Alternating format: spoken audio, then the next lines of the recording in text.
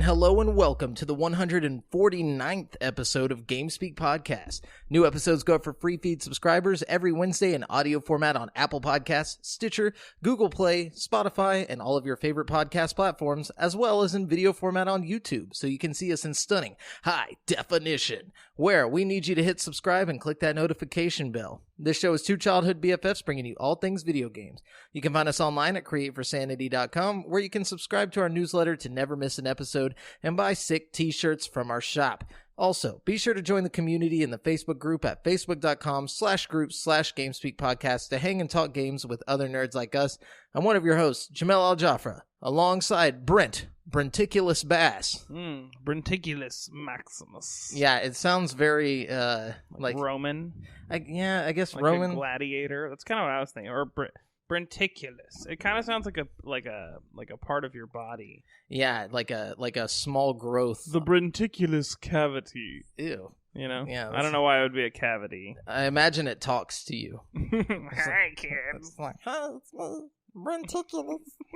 I'm in the cavity. That's horrifying. Yeah, and he only appears in your cavities. Oh, God. Yeah. He's in the cavity. Yeah, like you have to have bad teeth to get a Brenticulous. It's not just like a cavity of the body, but like you get like a disease like that infects the Brenticulous. It's like Brenticulitis. Oh, you know there we I go. See, I feel like we're doctors. We just start. They just award us like certificates. Is Yeah, that what you get when you become a doctor? Yeah, they just give you like a little card. Just a little piece of paper. You just pull it out, and it's like my doctor card. This certificate represents doctor. Doctor. Yeah. Speaking of doctors, I've been watching the show called Night Watch on Hulu. Oh, Have you ever watched Night Watch? No, is it good? It like follows like EMT paramedics and like the firefighters and cops like in this like the season that I'm in, I think it's season 3, they're like in Miami, and so like it's only at night though. It's like between 8 p.m. and 4 a.m. like that shift. Oh, dude, shit gets crazy. Not bad. This lady, in Miami especially, probably. Well, some of the worst shit is like the injuries. Like they'll go to like car accidents and shit like this, which is terrifying. Lord. But one of the worst things that I saw on the show, it's like on the first episode of the season 3, I think. They get a call about this lady who fell through her like, you know how like there's like the screen door and then there's like the glass door. You know what I'm saying? Like on the door of a house. Uh-huh. So like she fell through the glass door. And I was like, oh, that can't be that bad. I don't know, and man. So they show up. Oh. This lady had like a fucking like 1 foot long gash into her muscle of her like thigh. She's like bleeding out. Like they were like, oh, this is like a critical situation. Like her fucking like arm like and her hands were like just gashed and shit. It's like fucking terrifying. Yeah, welcome to GameSpeak. No, but anyway, so like yeah, and I'm very like I get very nauseous at like the sight of things like that.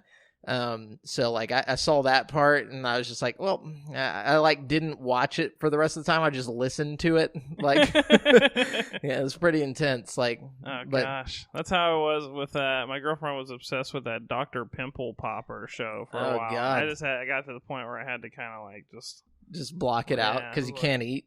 Ugh, you know, bad. It's like I'm a person who enjoys the Dr. Pimple Popper stuff. I don't like the cysts, but like whenever somebody goes in with like the cysts are the only ones I actually do like. I can't watch that shit. It's like whenever somebody has like those ridiculous blackheads. That's pretty good too. Yeah, I don't mind the pimple popping stuff, but she was always cutting out some weird shit like. You know, on the like, okay, her YouTube channel and her TV show are like completely different. Like the YouTube channel, she's popping pimples.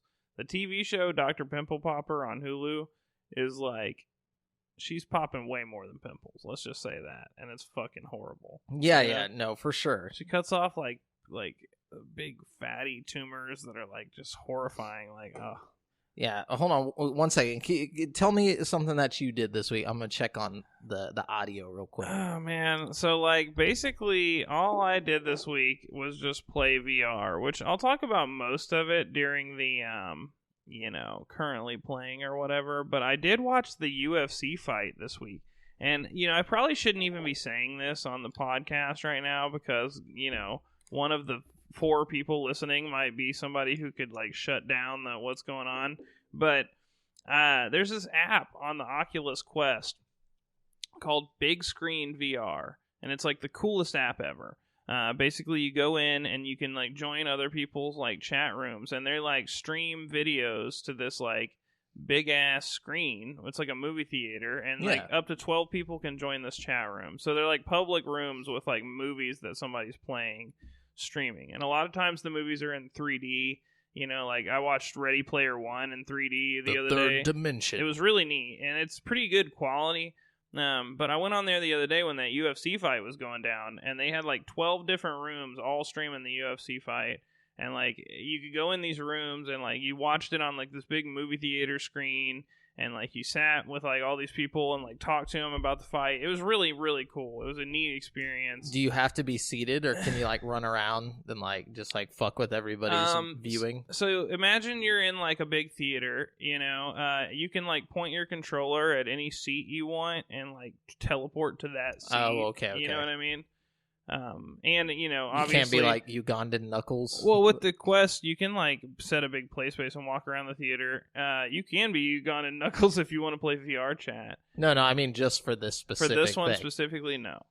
But you can walk around and stuff. But it's really cool. And basically, if you have a VR headset and you enjoy UFC fights and you don't want to pay like $70 to watch the fight, it's a great way to do it. You know what these I mean? illegal VR stream rooms. That's pretty cool. It was really neat. And then another one, I've got a lot of games to talk about in the currently playing. So this one, I'll just go ahead and tell you about this because I don't even care. Because we'll still have a huge currently playing. Yeah. I got this game called Dead and Buried 2 on Oculus Quest. And it's supposed to be like an online multiplayer game, but there's like nobody online on it. So I was like looking, and everybody's like, "Oh, well, just get a refund on the game." And I was like, "Well, you can do that." Apparently, on Oculus, they have like a really good refund policy. And so, like, if you've played the game for less than 2 hours and you decide you don't like it, on just about any game, you can like push a button, and they'll give you they'll just send you the money back to your card and take away access to your game. It's awesome. So I got a refund on that, and I ended up getting a different game with the money. But I just thought that was cool. I think Xbox and Sony could definitely take a page out of how easy it was to get that refund. You know what I mean? Even if they just give it back to you in store credit or something. You know what I mean? Maybe so. But with great power comes great responsibility, and I don't think the Xbox consumer base understands great responsibility. Like I feel like it would just turn into everybody like buying a game and then refunding it like instantly, like because they're like, "Oh, this game's trash," like it would just suck for numbers. I feel like for like the devs trying to figure out how many games they sold and shit. Like I feel like it would just fuck with all that. Yeah, I guess so. But at the same time, it does give you a lot more of a sense of like, I don't know. It makes you feel better about buying, like, taking risks in the store. True. You know what I mean? True. There's, like, games that I bought this weekend that I probably wouldn't have bought if I hadn't known that if I didn't like it, I could turn it back. You know what I mean? Yeah, So I feel like in that sense, maybe some lesser clicked on games will get more clicks or something just because, like, oh, I'm willing to take that risk now, Yeah, absolutely. Before we jump into the show, though, I was going to say, y'all, if whoever's listening, y'all need to follow me on Twitter at Aljafra Jamel. I know that's really ridiculous to try and find. But if you just type in ALJAA, you'll probably instantly find me. I doubt there's many more people with that name going on. But anyways, you should follow me on there because I'm trying to be more active on Twitter in 2020. And I have been for like the past couple weeks, and that's been fun on there. I'm just posting dumb shit, posting yokes and video game content as usual. Anyways, but let's jump into the news because we got quite a bit. Or not quite a bit. We got quite a bit. Would you say? Yeah, I'd say there's a little bit. Yeah, there's some most interesting of it's just stuff. Games getting delayed, but yeah, of course. It's delay day. Delay day. It's that D-Day, bro. Oh, God. News, just so you guys know, we are using articles from gaming news sites from around the web, and we do not claim any of the material as our own. We are simply giving commentary on said articles. And the first article comes from Steve Watts over at GameSpot. Godfall is one of the first confirmed games for the next generation of consoles coming to PlayStation 5 and PC from Gearbox. Being a banner holder for the next generation means that a lot of attention is being paid to its visuals, and a recent video leak gave us a nice, albeit brief, of the game. A nice visual, I imagine, is what he meant to say. Now, a much longer video is circulating. The new video features some detailed looks at the hero character models, along with a closer look at combat, lighting effects, and monstrous enemies. Just like the last purported leak, the video is unconfirmed, so the game's proper debut may look significantly different. Have you seen the leaks of this? No, have you seen it? Yeah, I watched it. I mean, it looks like a PC game. I mean, it doesn't look like much different, which it's like, it's exactly what I expected, you know? Yeah, I mean, at this point, I just can't imagine it getting too much better than, like, Red Dead Redemption 2. Like, no. That shit is just fucking amazing. I mean, it's, like, photorealistic in some areas, I mean, I definitely think it can get a little better, but, like, I mean, let's be real, guys, it's not gonna get that much better. And I think, like, what we're really gonna start getting is, like, frame rate and stuff, you know what I mean? I don't know. Yeah, whenever we get to where we can have like 2 billion frames per second, like on PC, like that's when we'll know we've hit the next level. Totally. I think that's why I have so much faith in stuff like VR and stuff, because eventually we're going to plateau on a flat screen. You know what I mean? There's just only so much, only so good it can get, I feel like, To the point where it looks like you're just basically looking through a window to the outside world. Like, I mean... Well, maybe Half-Life Alyx will be that next step. I don't know. I'm hoping so, but we'll see. A lot of people are thinking that. I'm feeling, like... I definitely think it's got the brand behind it, and I've seen so many people buying, a surprising amount of people buying the Index headsets. You know what I mean? Like, I've actually been seeing people online with, like, actually pictures of them having it, and not just people on, like, groups I'm in, like, friends, from, like, high school and stuff, which is surprising. You know what I mean? Hey, some people want to take it to the next level, bro. I mean, I don't blame them, and I'm glad that it's taking off like it is. You know what I mean? I don't know. You're like, but I was here first, bro. I'm just excited, Let's see. So, the first of many delays here. CD Projekt Red has announced a delay for Cyberpunk 2077, pushing the anticipated RPG back from its original April 16th release date to September 17th. Oh. The game, which is available for pre-order, is still scheduled to release on Xbox One, PS4, PC, and Google Stadia, but you'll have to wait a bit longer to delve into this cyberpunk future. So this brings up some weird stuff, because now it's so close to the launch of the next-gen consoles. It's like, do you just wait till they announce it for the next-gen consoles? Or and they will. I mean, if it's successful and good, which no doubt it will be, just because it's got so much pressure on them. You know what I mean? Of course. But are you gonna shell out $60 to play it on current gen, and then probably 4 to 5 months later shell it out again to play it on the next gen, or do you want to experience it on next gen? Like, what do you do? Or is the game even good enough to hold its own next gen? You know what I mean? Yeah. Like, we have so many unanswered questions. When I think we're either going to have a Grand Theft Auto 5 kind of situation here, where they release like a game that can barely be handled on this generation of consoles, like, Which is probably what it is, because they even said that they wanted this to be like the end-all be-all of this console generation. Yeah. But what does that mean for the next generation, though? Does that mean it comes out like on the next gen and it's like subpar to the other stuff? I think if it does come out next generation, it'll be like deluxe edition or some shit. You know what like I mean? Enhanced graphics. It'll definitely have enhanced graphics. I mean, there's no question about that to me. For sure. I'm interested if like games will start doing like a cross-buy kind of thing, like with the Oculus Quest and the Rift S. Like if you buy for one, you get the other. You get both. Yeah, that would make sense. They probably won't do that though. No. But since we're speaking of delays, this comes by way of Jeremy Winslow at GameSpot. Techland has confirmed that Dying Light 2 has been delayed. The game was originally scheduled to land in spring 2020, but the studio has officially pushed the Dying Light sequel indefinitely for the time being. Oh, no. Yep, the developer tweeted out a statement saying it needs more time on the project. Quote, "We were initially aiming for a spring 2020 release with Dying Light 2, but unfortunately we need more development time to fulfill our vision," Techland wrote. That means they're probably just going for next gen Maybe altogether, I think, on this, I bet. Yeah. That's my prediction. Says, "We will have more details to share in the coming months, and we'll get back as soon as we have more information. We apologize for this unwelcome news. Our priority is to deliver an experience that lives up to our own high standards and to the expectations of you, the fans." Techland has not announced a new release date for Dying Light 2. However, the game is still expected to arrive on PC, PS4, and Xbox One as of now. Frankly, I feel like this next generation of consoles kind of snuck up on a lot of these developers. There's no way. No, they knew. I mean, how did they cut it so close? How are they pushing it to that? I don't know. I think that they just didn't plan right. And they're probably already working on next gen versions of the same game at the same time. I guarantee you they'd have be fools not to be. Yeah, there's no way that especially games like The Last of Us 2 and stuff like that. I'm sure they're definitely, because they were doing that with the original Last of Us. So that's another one that came out around the end of PS3's life cycle.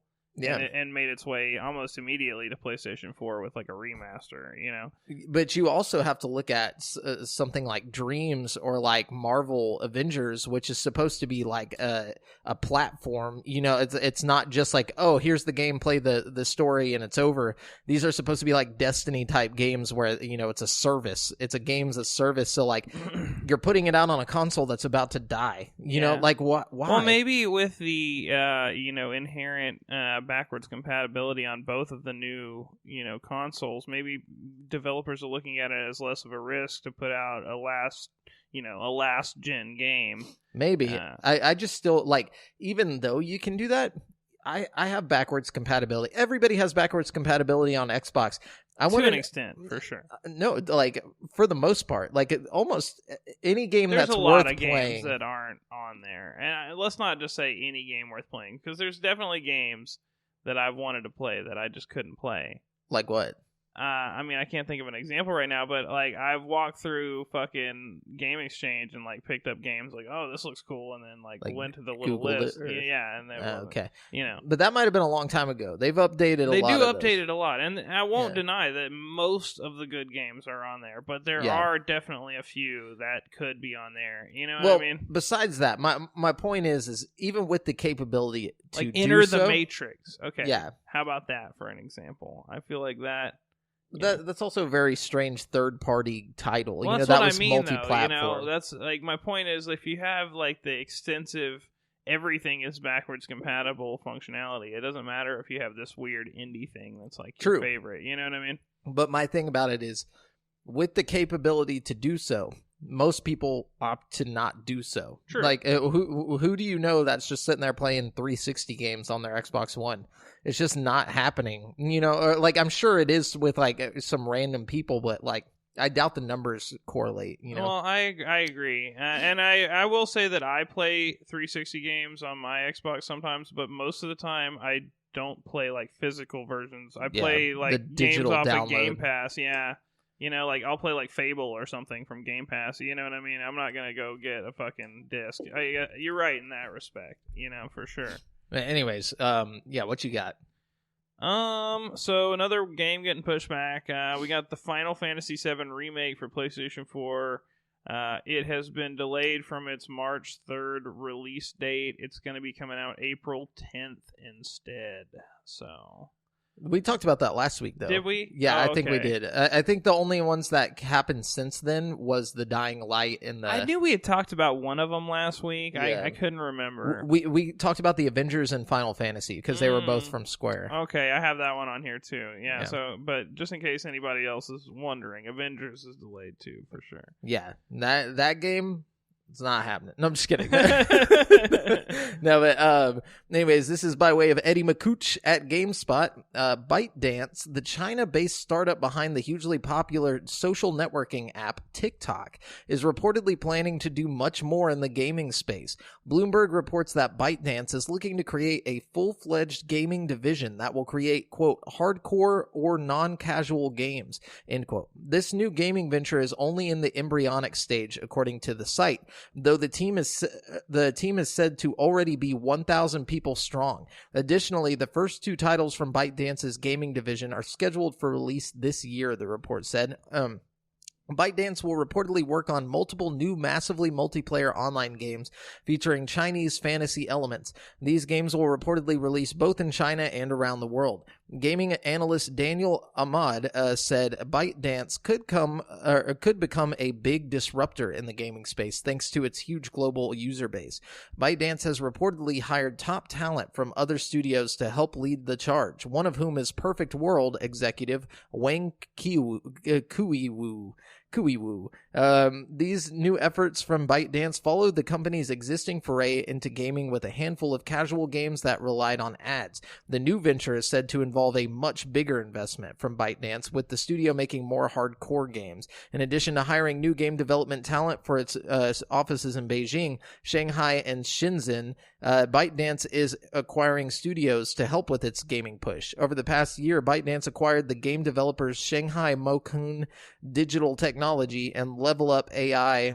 ByteDance also hired staff from the NetEase studio Pongu Game. So we're going to see a lot more new player in the game over here. More China, more China overlord type shit going on right now. Is that what this is here?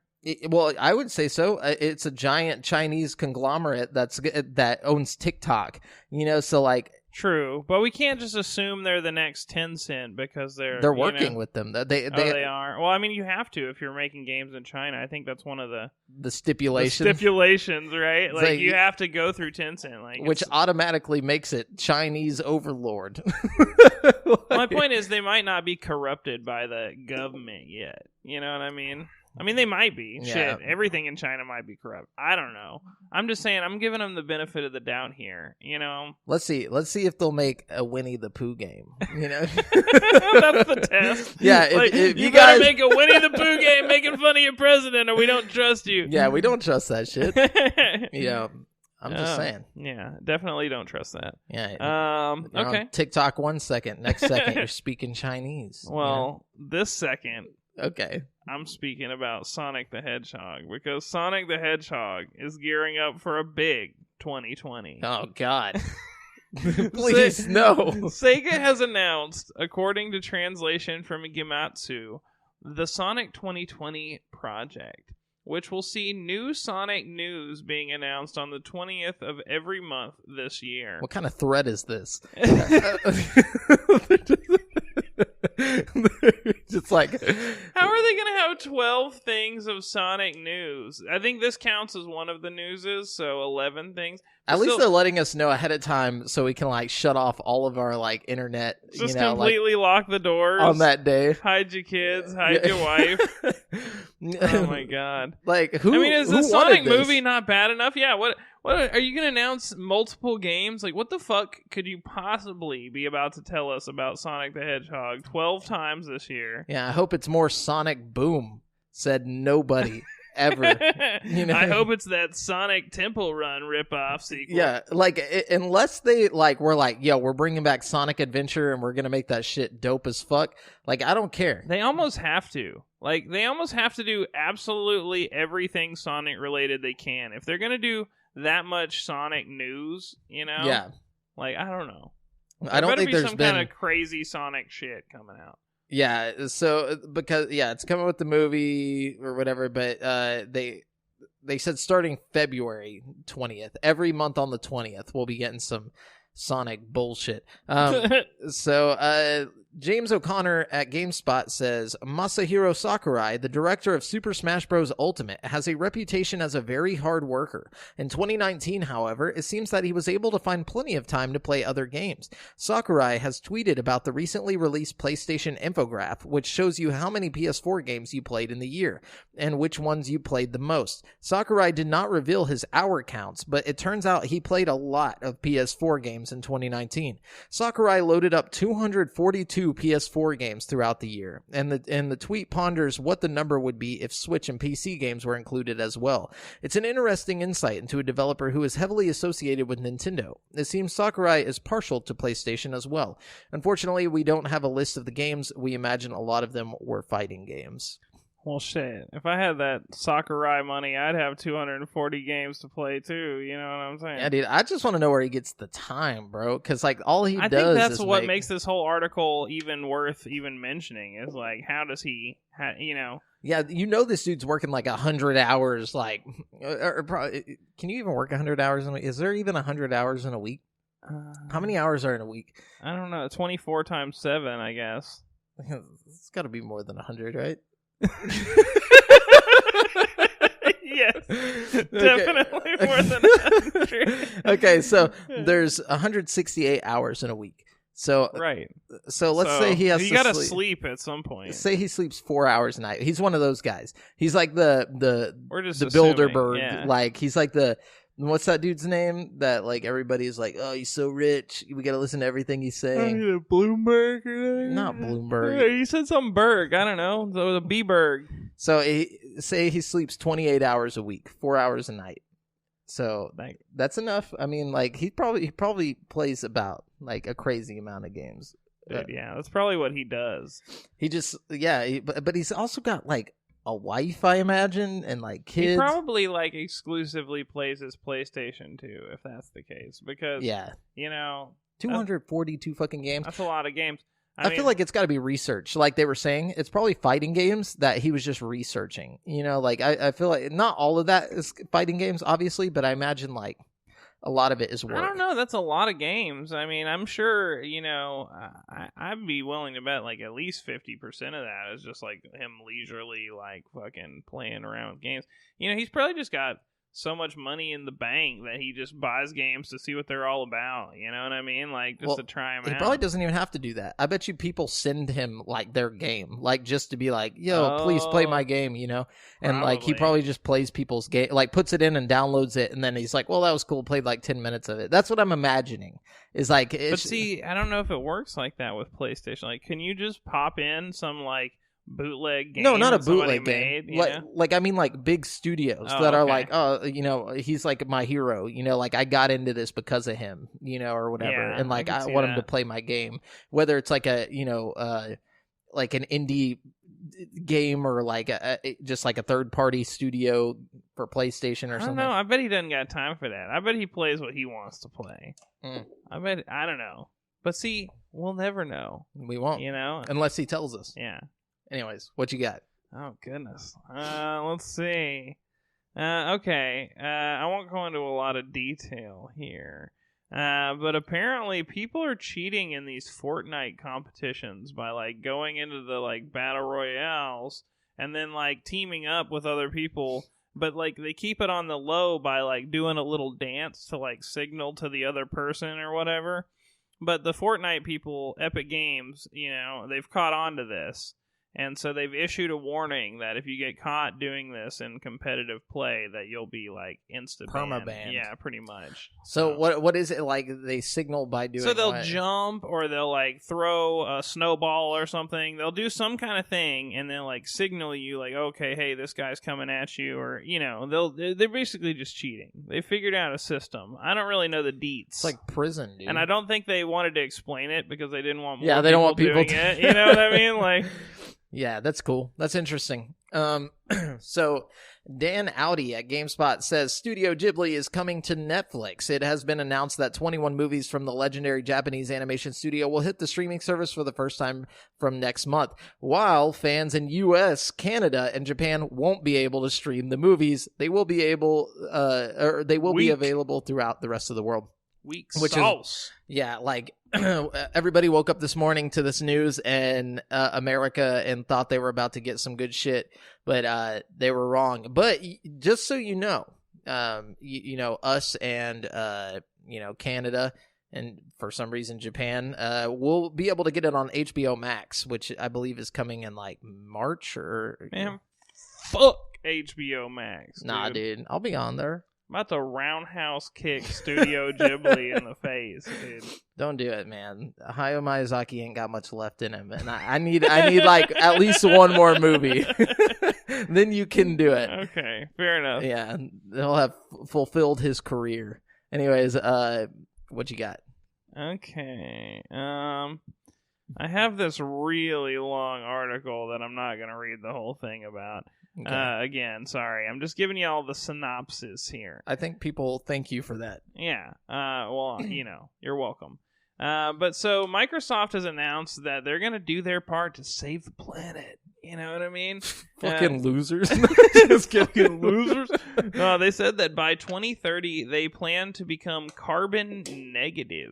Which means that they're going to be reducing the amount of carbon in the atmosphere as a company. They're going to create a $1 billion climate innovation fund to help with these efforts. And they got a bunch of scientists working on it. So I mean, it's fucking Bill Gates. What do you expect? So, you know, Microsoft's over here just saving the world. Yeah. You know? Sony's just kind of like, you know, not saving the world. No, I'm just kidding. Sony ain't got that Bill Gates money, though. Bill Gates is like, he just so happens to be like, all about the planet and stuff, you know. Thank God, at least one rich person. One rich person cares.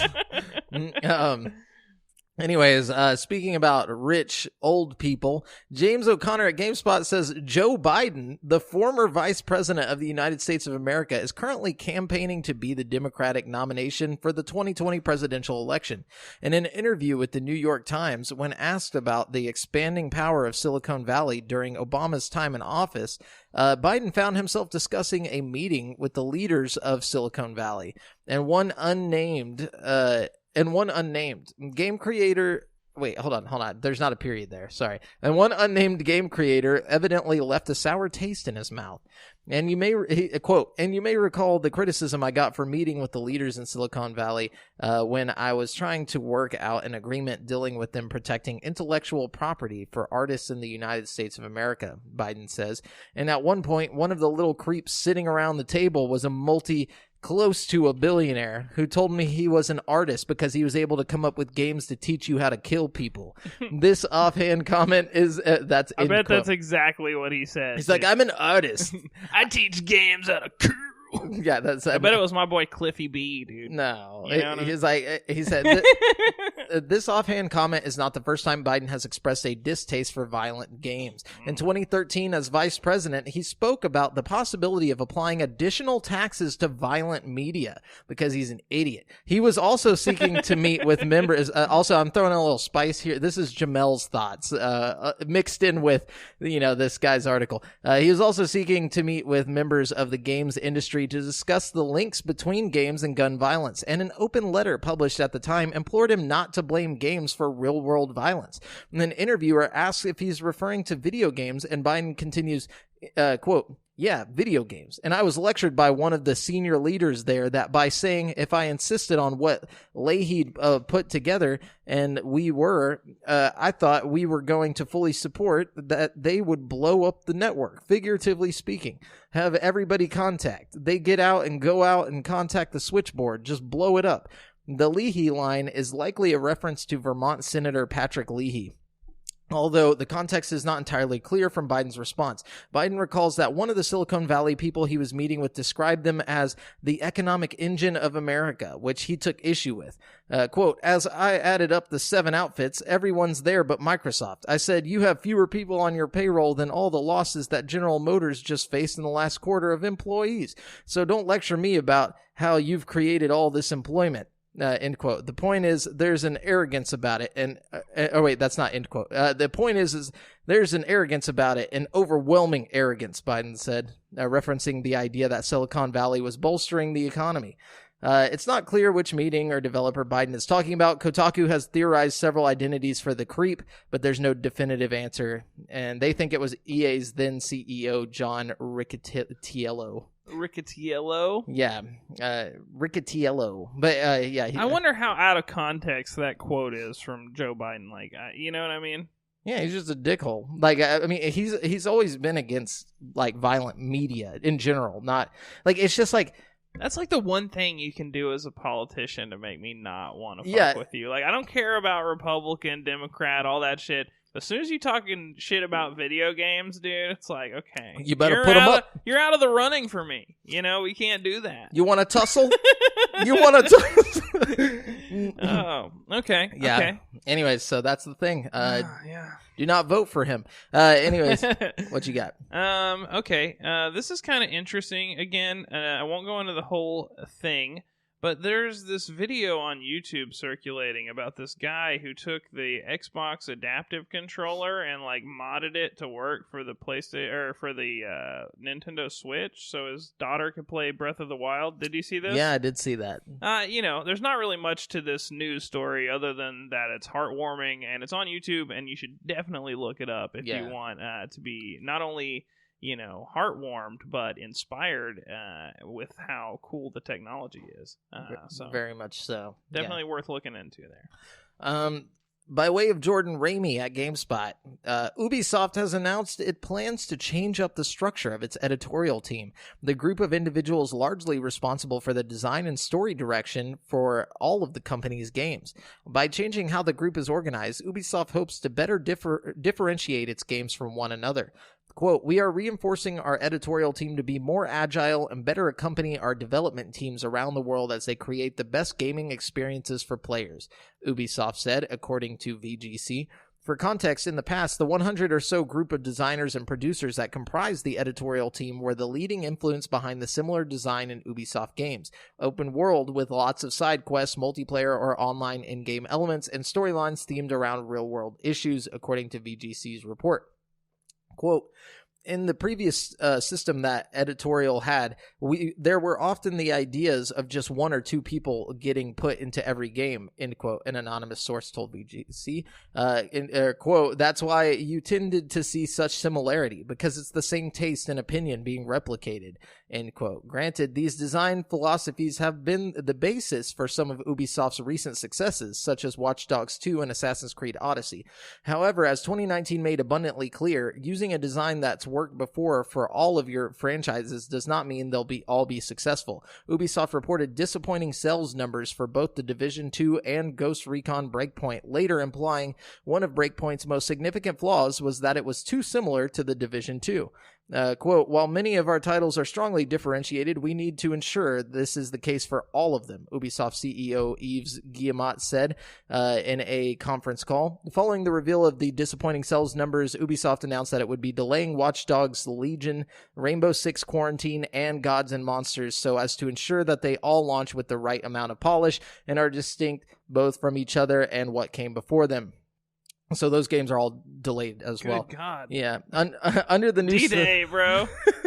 Under the new setup, Ubisoft Chief Creative Officer Serge Hascoët will no longer solely lead editorial. Instead, he will simply oversee the group, while 7 vice presidents each lead individual teams within editorial that are devoted to one franchise. Under this new system, Ubisoft is hoping that all of its franchises will evolve in different ways, creating a more distinct feel for each. So, Whoa. Yeah, so your Ubisoft games might feel a bit different in the coming years. Let's see what happens. Interesting. I'm down for that because Yeah, I okay honestly think they're all pretty gray. Yeah, I definitely think we could do better. Let's see. Sorry, give me 1 second here. I accidentally formed a new notepad. Oh, okay. D-Day has another victim here. Oh, God. Another one. In the midst of a large spate of delays, Marvel's Iron Man VR is the latest to be pushed to a new release date. Developer Camouflage has announced that the PSVR game previously set for February 28th will now release on May 15th, 2020, which is kind of a bummer. I was really looking forward to picking the old PSVR headset back up and jumping in there, but what can you do? You know, I'm starting to question, which D-Day had more casualties? Oh, jeez. I'm just kidding. Anyways, oh,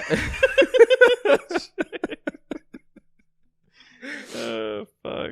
Yeah, that's not something I should clip out for the internet. But anyways, Matt Elfring at GameSpot says, it has been 13 years since Nicolas Cage gallivanted around America unlocking historical secrets in the National Treasure series. Oh, fuck yeah. Yeah, luckily for fans, a third movie is in the works. While details are scarce, National Treasure 3 is in pre-production for Disney, according to The Hollywood Reporter.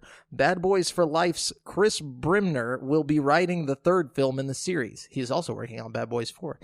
Jerry Bruckheimer will produce the latest National Treasure adventure. At the time of this writing, there's no indication as to whether or not Nicolas Cage will reprise his role as the eccentric Ben Gates. Both films starred Cage alongside Diane Kruger, Justin Bartha, and John Voight. If Nick Cage isn't in it, I don't want to see it. You understand what I'm saying here? The only way they could get me to come back and watch it is if they got some other like really bad actor like Brendan Fraser or something. You mean if Nick Cage wasn't in it? Yeah, like if Nick Cage was like Brendan Fraser would do. Yeah, Brendan Fraser would be all right. They got him back in shape and stuff, and he doesn't even really have to be in that good a shape. He could be kind of chubby. I'm cool with that. Yeah, I'm down. You just give me either Nick Cage or Brendan Fraser. Actually, they should put both of them in this movie. Oh my god, dude! Imagine the comeback, dude. Oh my god, Brendan Fraser should be the villain. You know what I'm saying, dude? Yes. I think they should team up. Ooh, like one of them's been like doing the same shit but in Japan. Yes, dude. He was stealing some kind of historical Japanese text. Yeah, like finding all the secrets and like the conspiracies. No, Jackie Chan is like in Japan stealing. They all three like somehow meet up and that just would be like wild, dude. Just start making out and. Oh man. Anyways, yeah, so that'd be great. All right. It's you. Okay.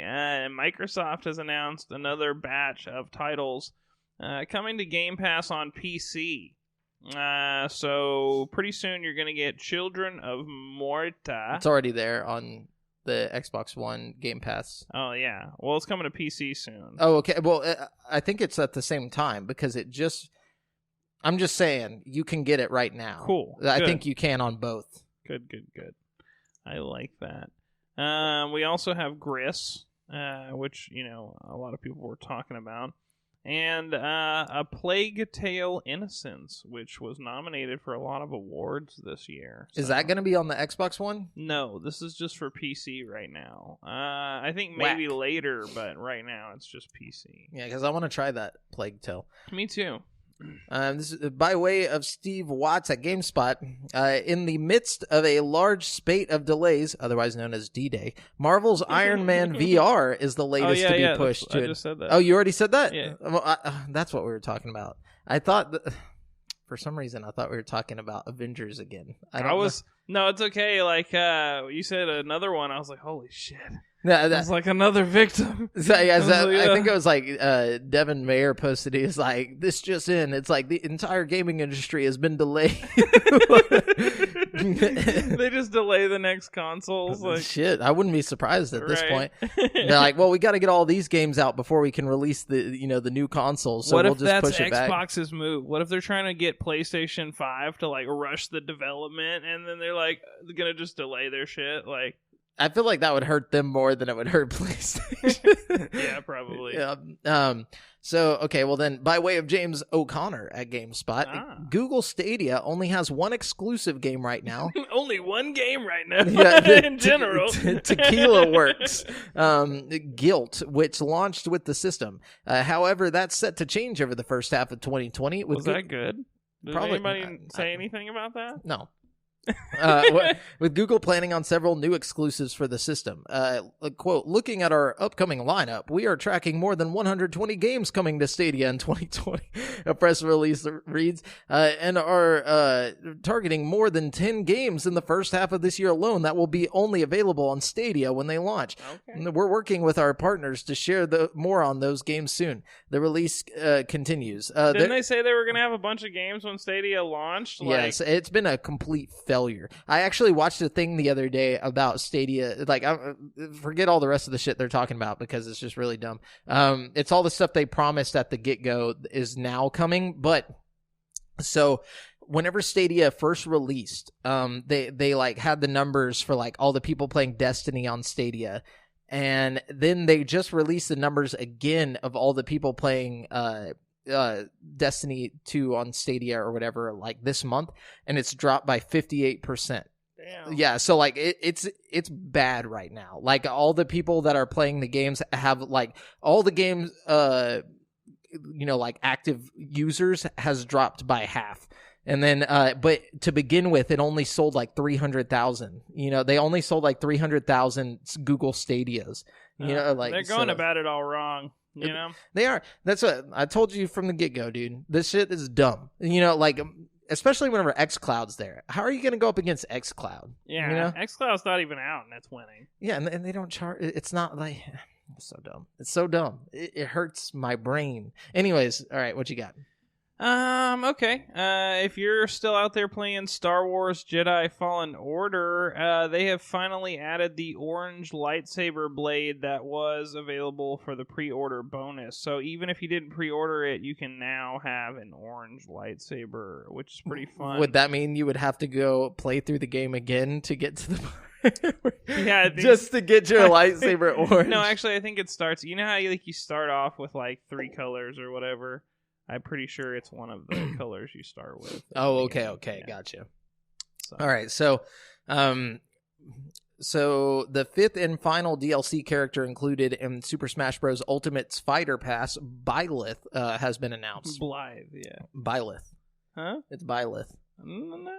And I watched the video. It's Byleth. It's Byleth. They say your name in the game like 50. I played that game for like 50 hours, dude. How do you pronounce Byleth? It's Byleth. What? But what? I think it's because it's like probably like Japanese, and they're just like saying it weird. Not weird, but you know what I mean. I don't know, man. They call you like Blythe in the game. Try YouTubing it.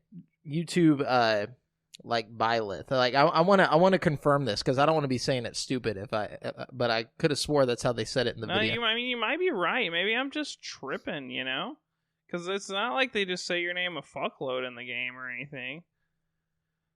Yeah, put DLC Byleth, and then we can like hear the audio from the video. Try not to get us like in trouble by using. Ain't nobody care.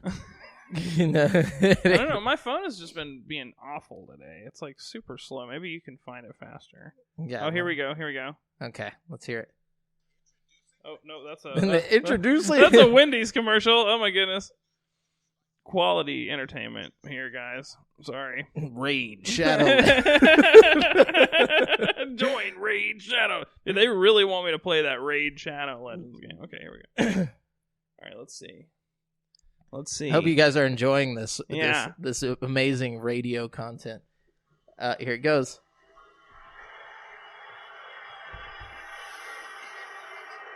Let's see if you're gonna say it in the. I don't know. The time has finally come to unleash the forbidden spell of Zaharas upon our enemies. The who? I have no idea. That's another problem why I could be getting this wrong. Is like I didn't pay that much attention to everybody's name in the game. Zaharath. Oh shit. What were you thinking, charging right into an enemy's trap? As you and I are one, I too am trapped within this void. Oh, get to the point. Our hearts and minds will cease to be. They gotta build it up, bro. Are you prepared to die? Now you got me thinking I'm wrong. I'm pretty sure I'm wrong now. I also do not wish to die. yet. There is no other choice. She's never gonna say it. You must join Smash. You must join Smash. I haven't seen this yet. Join Smash Brothers already! What in the world are you waiting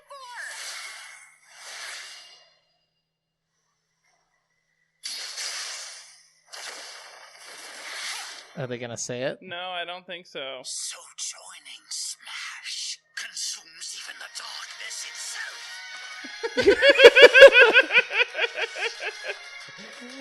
Oh my god, okay. Either way. Whatever, you're probably Yeah. right. I'm just gonna, I think the whole game was pretty much like that, where you see it written out, but you never hear it, like, pronounced, Yeah, I could have swore I heard somebody say Byleth. I think later Sakurai says it. You're probably right. But it's Byleth, so I'm just going to say Byleth. If I'm wrong, fuck it. No, you're blowing my mind right now. You're probably right.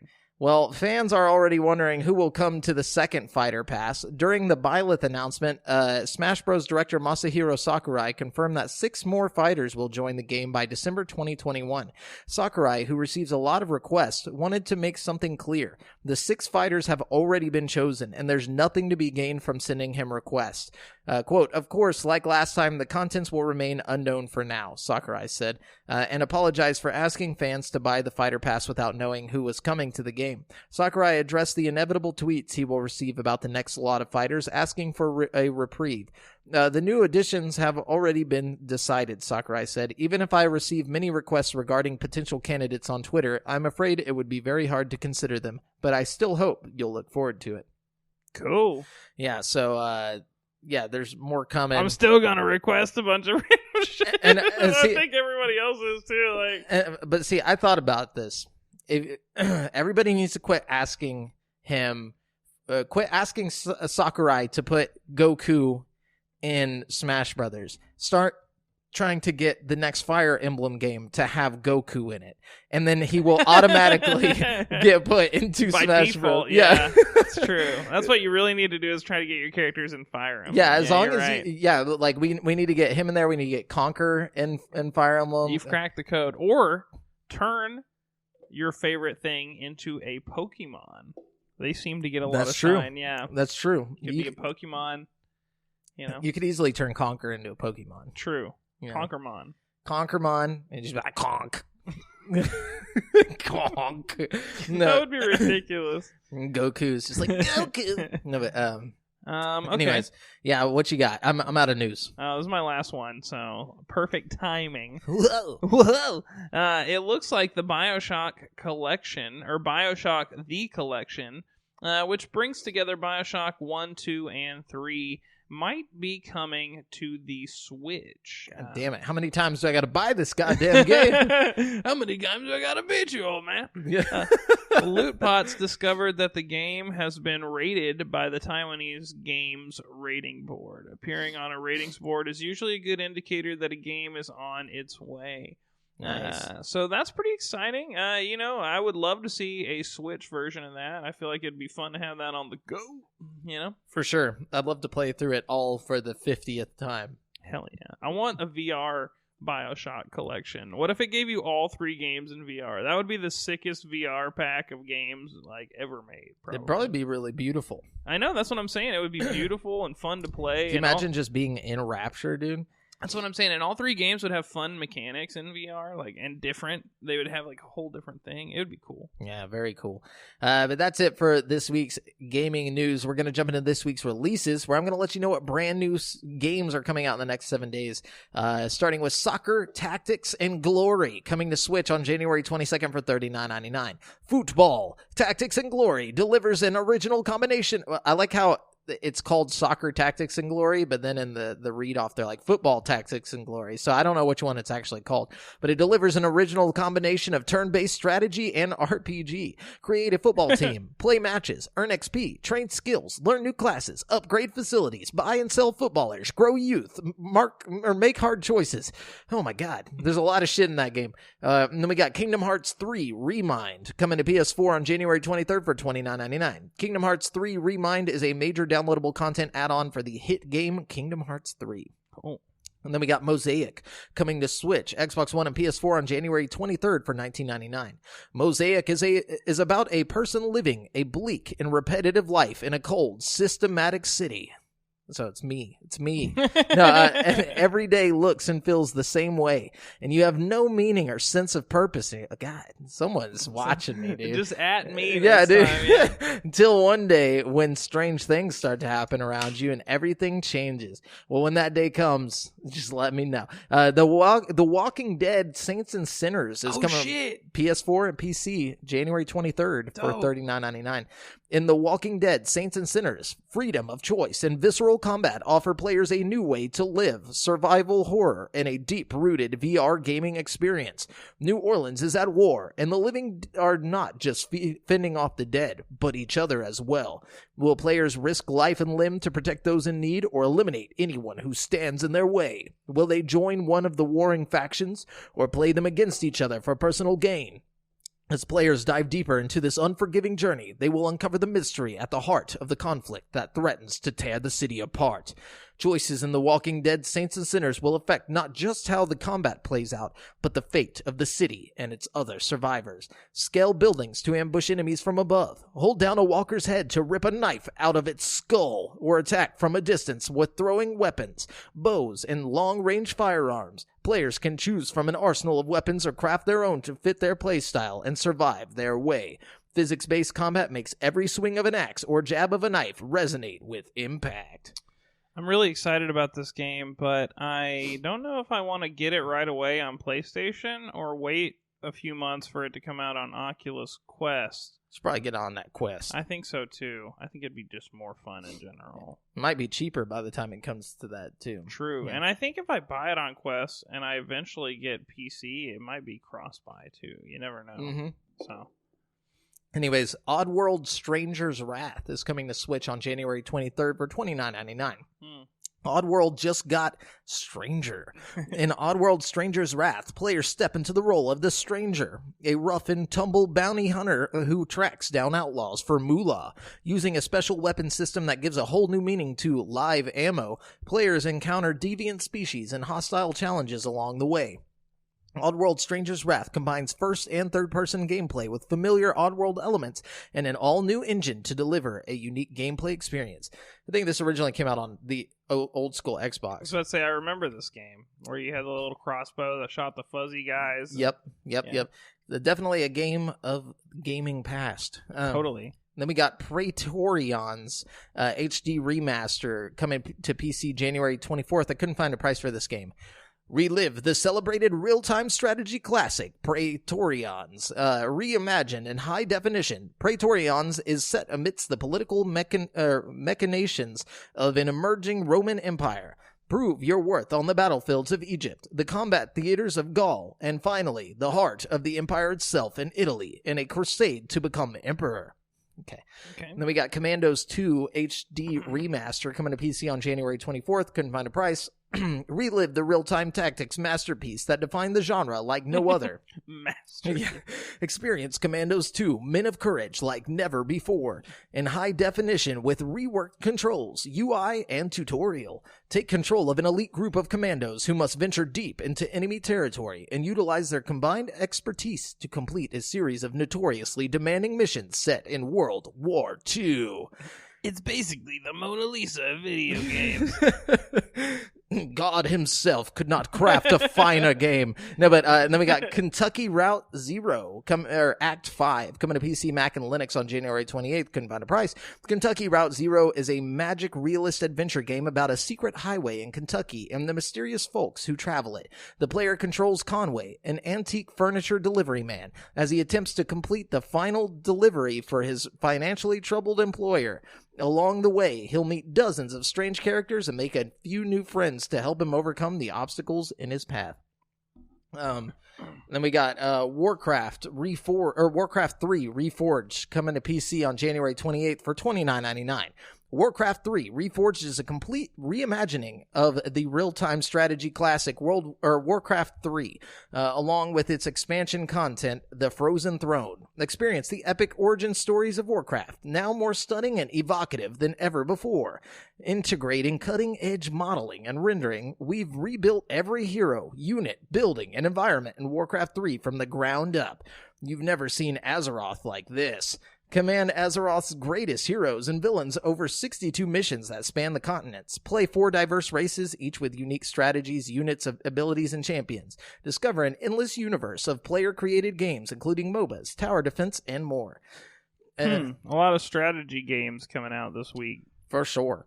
And then we got Journey to the Savage Planet coming to PS4, Xbox One, and PC on January 28th for $29.99.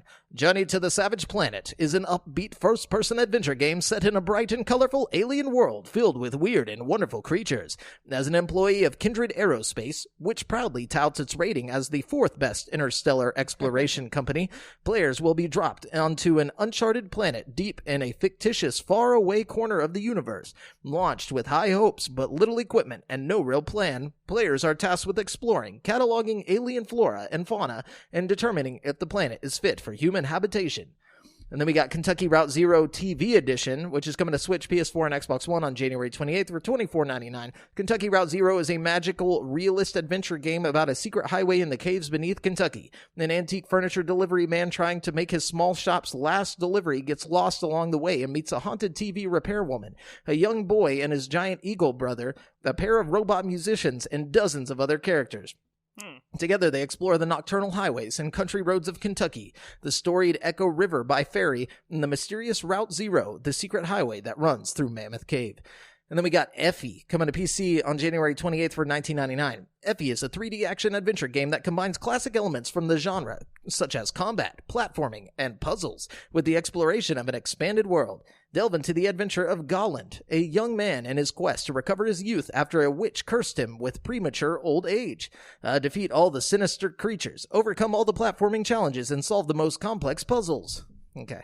And then we got The Coma 2, Vicious Sisters, coming to PC on January 28th for $11.99. Mina Park, a student of Suwa High, awakens at night in her school. It isn't long before she realizes that something is amiss. The once familiar school where she spends her evenings studying looks twisted by something dark and sinister. She finds herself pursued by someone or something that looks eerily like her teacher. This sounds very JRPG.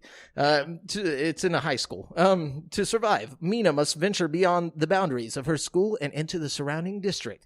There, she will encounter strange creatures, mysterious strangers, and uneasy allies. The Coma 2 Vicious Sisters is an atmospheric, story-driven game by Korean game studio Devespresso Games. How'd I know? Immerse yourself in the warped Suwa district as you encounter an engaging cast of characters, solve puzzles, discover revealing clues, and fight for survival against a relentless psycho. Over the course of the story, Mina will encounter dangerous scenarios from which she could sustain permanent damage. Craft items to anticipate future dangers to avoid injury. It sounds kind of interesting. It does. It sounds very, like Giving me like Silent Hill vibes, like. Yeah, for sure. But that's it for this week's releases, guys. Before we jump into the meat and potatoes of the show, we're gonna jump over to currently playing. So. Oh yeah. Yeah, I mean, you want to go first? You want me to go first? How you want to do this? I can go first if you want. I've got a lot to talk about, though, so you might want to sit back, buckle up, all right, grab a drink, you know what I mean? Take me there. So I've basically just been living in VR this past week, just playing like everything I can get my hands on, and I got my hands on a lot of stuff, so bear with me. So the first game I got is a game I actually played a long time ago on the Vive. It's called Waltz of the Wizard. I really got it because it was only $10, and it's a cool one to show people. You're basically just in this big room, and you can you make like spells and do magic and interact with a bunch of fun things, and it's a cool one to show people who haven't ever done VR before. Then I got The Climb, which is really cool. It's like basically like a free solo climbing game, you know what I mean? And you like just climb cliffs. You're like rock climbing, and you like jump from rock to rock, and you like climb on ropes and climb on ladders and climb on everything, and you chalk your hands up, and you gotta like brush the dust off the ledges and like hang there. It's really fun, and it's like super engaging in VR. It's got really good graphics. I don't know. Highly recommend it if you have a Quest. Then I finished Vader Immortal episodes 1 through 3, which is what they basically the whole game. It's really, really cool. One of the best VR experiences I've ever had. The first episode kind of makes you like teleport all over the place. The second two give you like a free walking option, which make them much better. Your character like progressively gets more force powers and stuff too as the game goes on, you know, so you can, I don't know, like you get to the point where you can like throw your lightsaber and stuff, and like you can like fucking steal enemies' guns by like holding your hand out and like pulling the gun towards you and stuff. It's really cool, and it feels awesome to just like cut your way through like a fucking field of stormtroopers and stuff. And it's got a lot of replayability too, because every single episode of the game basically has its own little dojo thing. So you can go and like train against like droids and stuff and like practice, you know, just stand there and fight like waves of enemies with a lightsaber, which is a lot of fun if you've just beaten the story and you just want to keep playing, you know. Then I've been playing Thrill of the Fight a lot. I've talked about this a little bit. It's the thrill of the fight. I talked about this a little bit last week, but I've been playing this. I want to talk about it a little more because I've been playing, like, I was scared to get my Quest too sweaty at first, you know, because I didn't want to, like, break it with my sweat because I'm just a sweaty person in general. But, I don't know, I've been letting myself just get a lot more of a workout lately, and like the cool thing about this is like with my PlayStation, when I would get too sweaty, it would like fog up the screen, and it would get to the point where there was so much like condensation and stuff on the screen, you just couldn't see through the lenses properly because like the water droplets would make the picture look all deformed and stuff, you know. For whatever reason, I don't know if there's just better airflow in the Quest or if the glass on the lenses is made of something different. I'm sure it's higher quality. It just doesn't fog up as much at all, which is really, really nice. It seems like, you know, I can get really active and have my shirt like drenched in sweat, and like I'll still be able to, you know, like the little foam pad on the Quest will be like completely soaked in sweat, but like the Quest itself will still be like clear, and you know, it's just nice. I feel like you should be able to take that off and wash it. You can, actually. I'm pretty sure. And I'm going to buy, like, the silicone rubber thing to go around it. I don't know. There's a couple little accessories I want to get for my Quest, but as it stands right now, I'm pretty happy with it. Then I got... I'm sorry. I got so many games. I've spent way, way too much money on video games this week.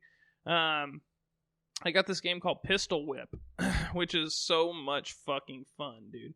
It's basically like Super Hot and Beat Saber mixed together, and like we talked about this before, and you were like, "I don't know, that doesn't look that good." And I was like, "I don't know, man. I'm hearing good things about it." I was apprehensive at first. You're not wrong. Like when I first saw pictures of it, I was just like, "Eh."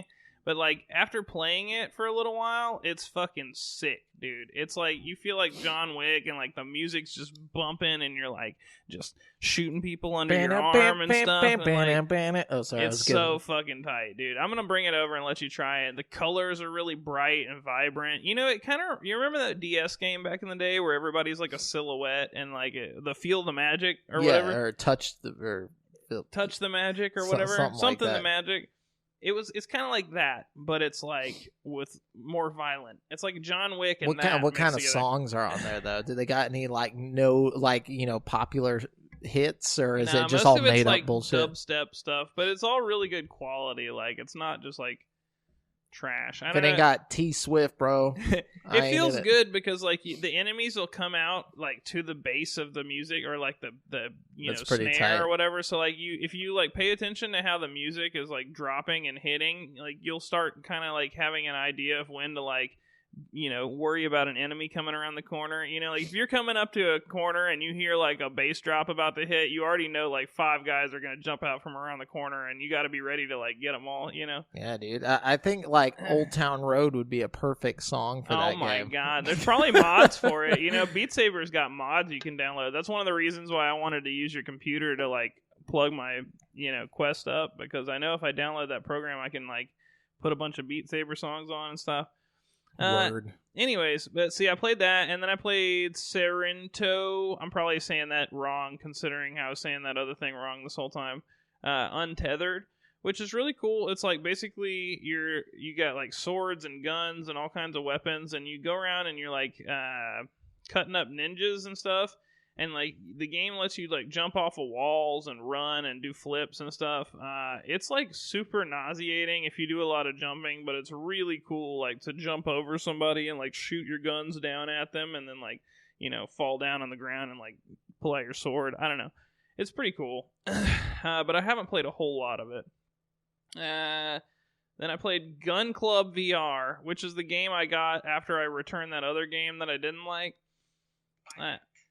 And basically, oh, you're good. Basically, Gun Club VR is just like, I don't know, it's like a game where you're in a shooting range and you have like every kind of fucking gun you can possibly think about.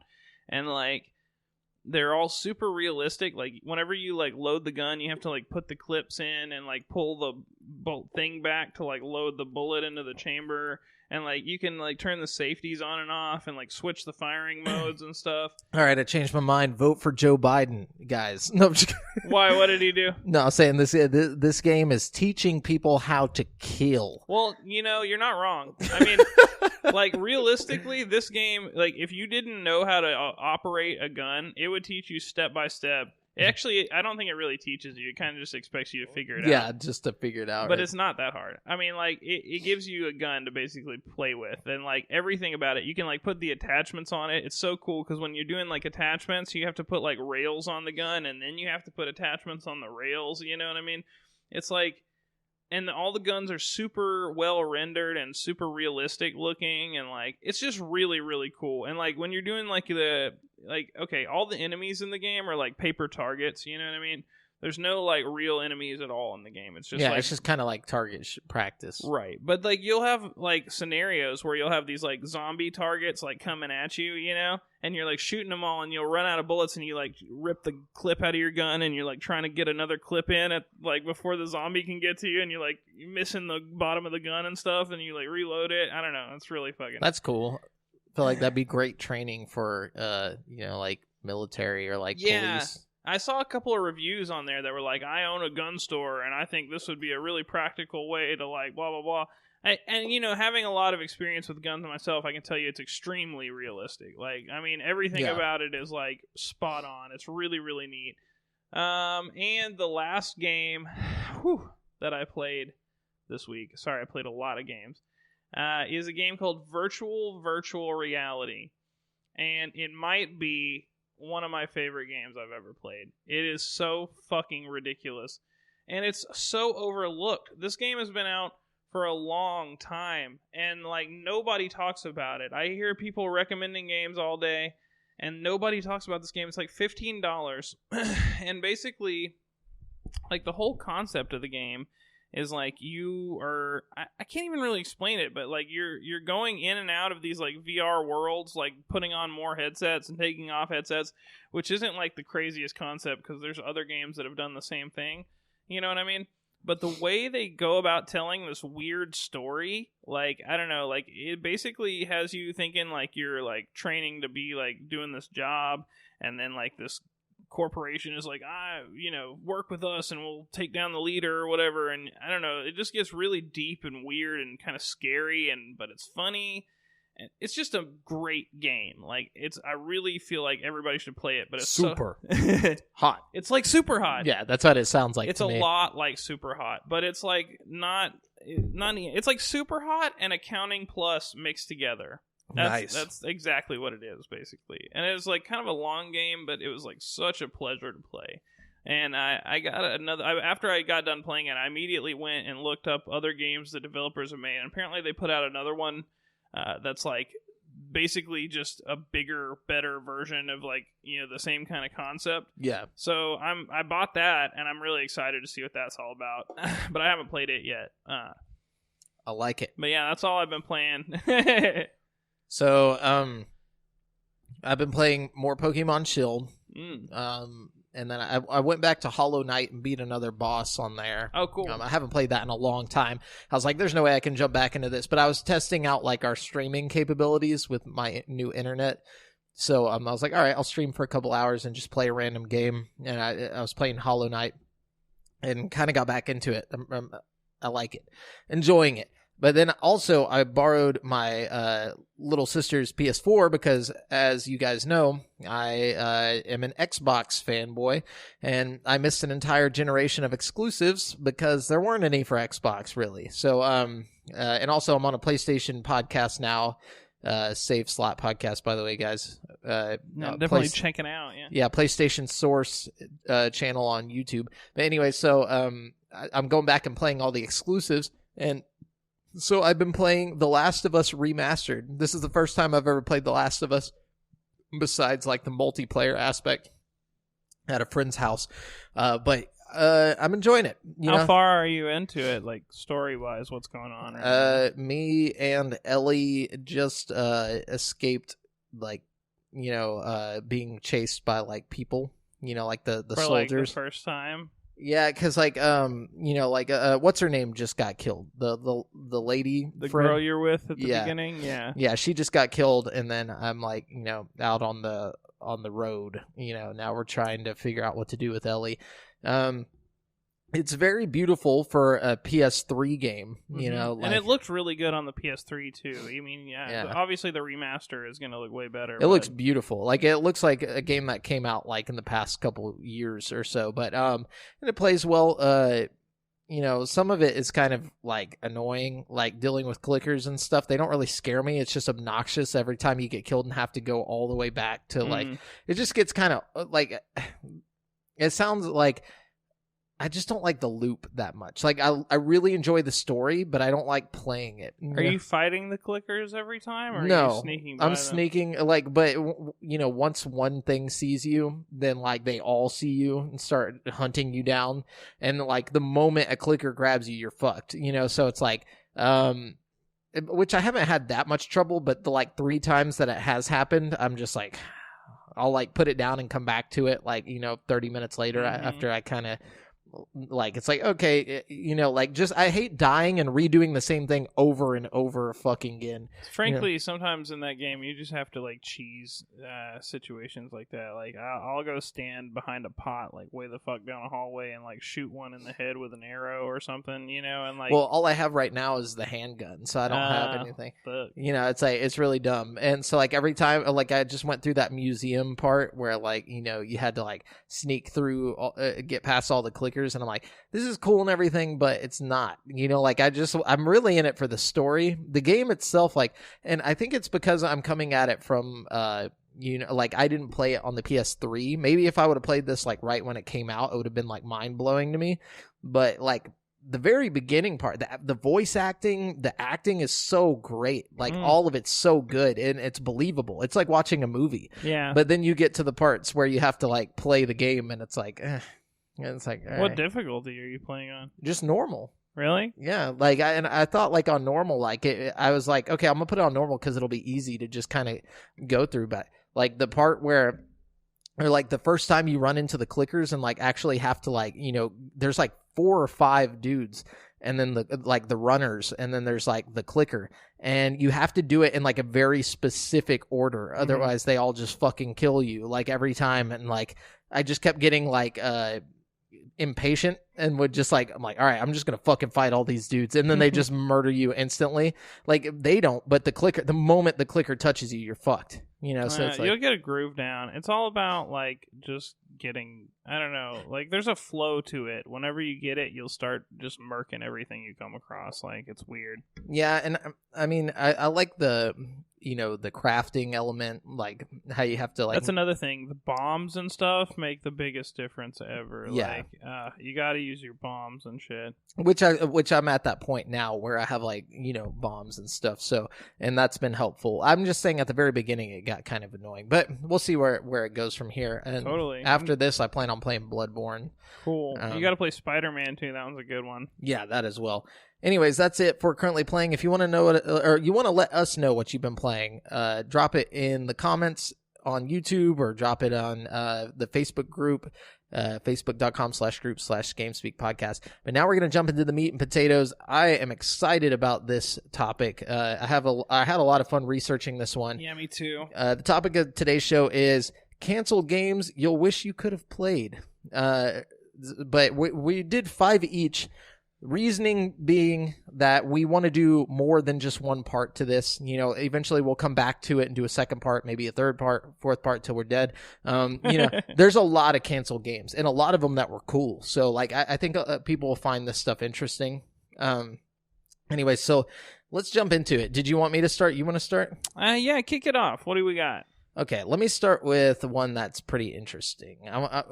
I got some that I just put on here because I thought it was awesome. No, same here, yeah. But I think this one will be exciting to a lot of people that didn't know about it. I've known about this for a long time, but I went and did some research on it. But Super Mario 64 2.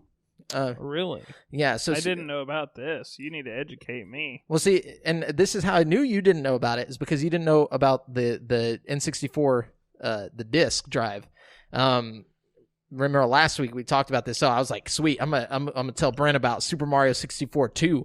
But Super Mario 64 2 is a canceled sequel to Mario 64.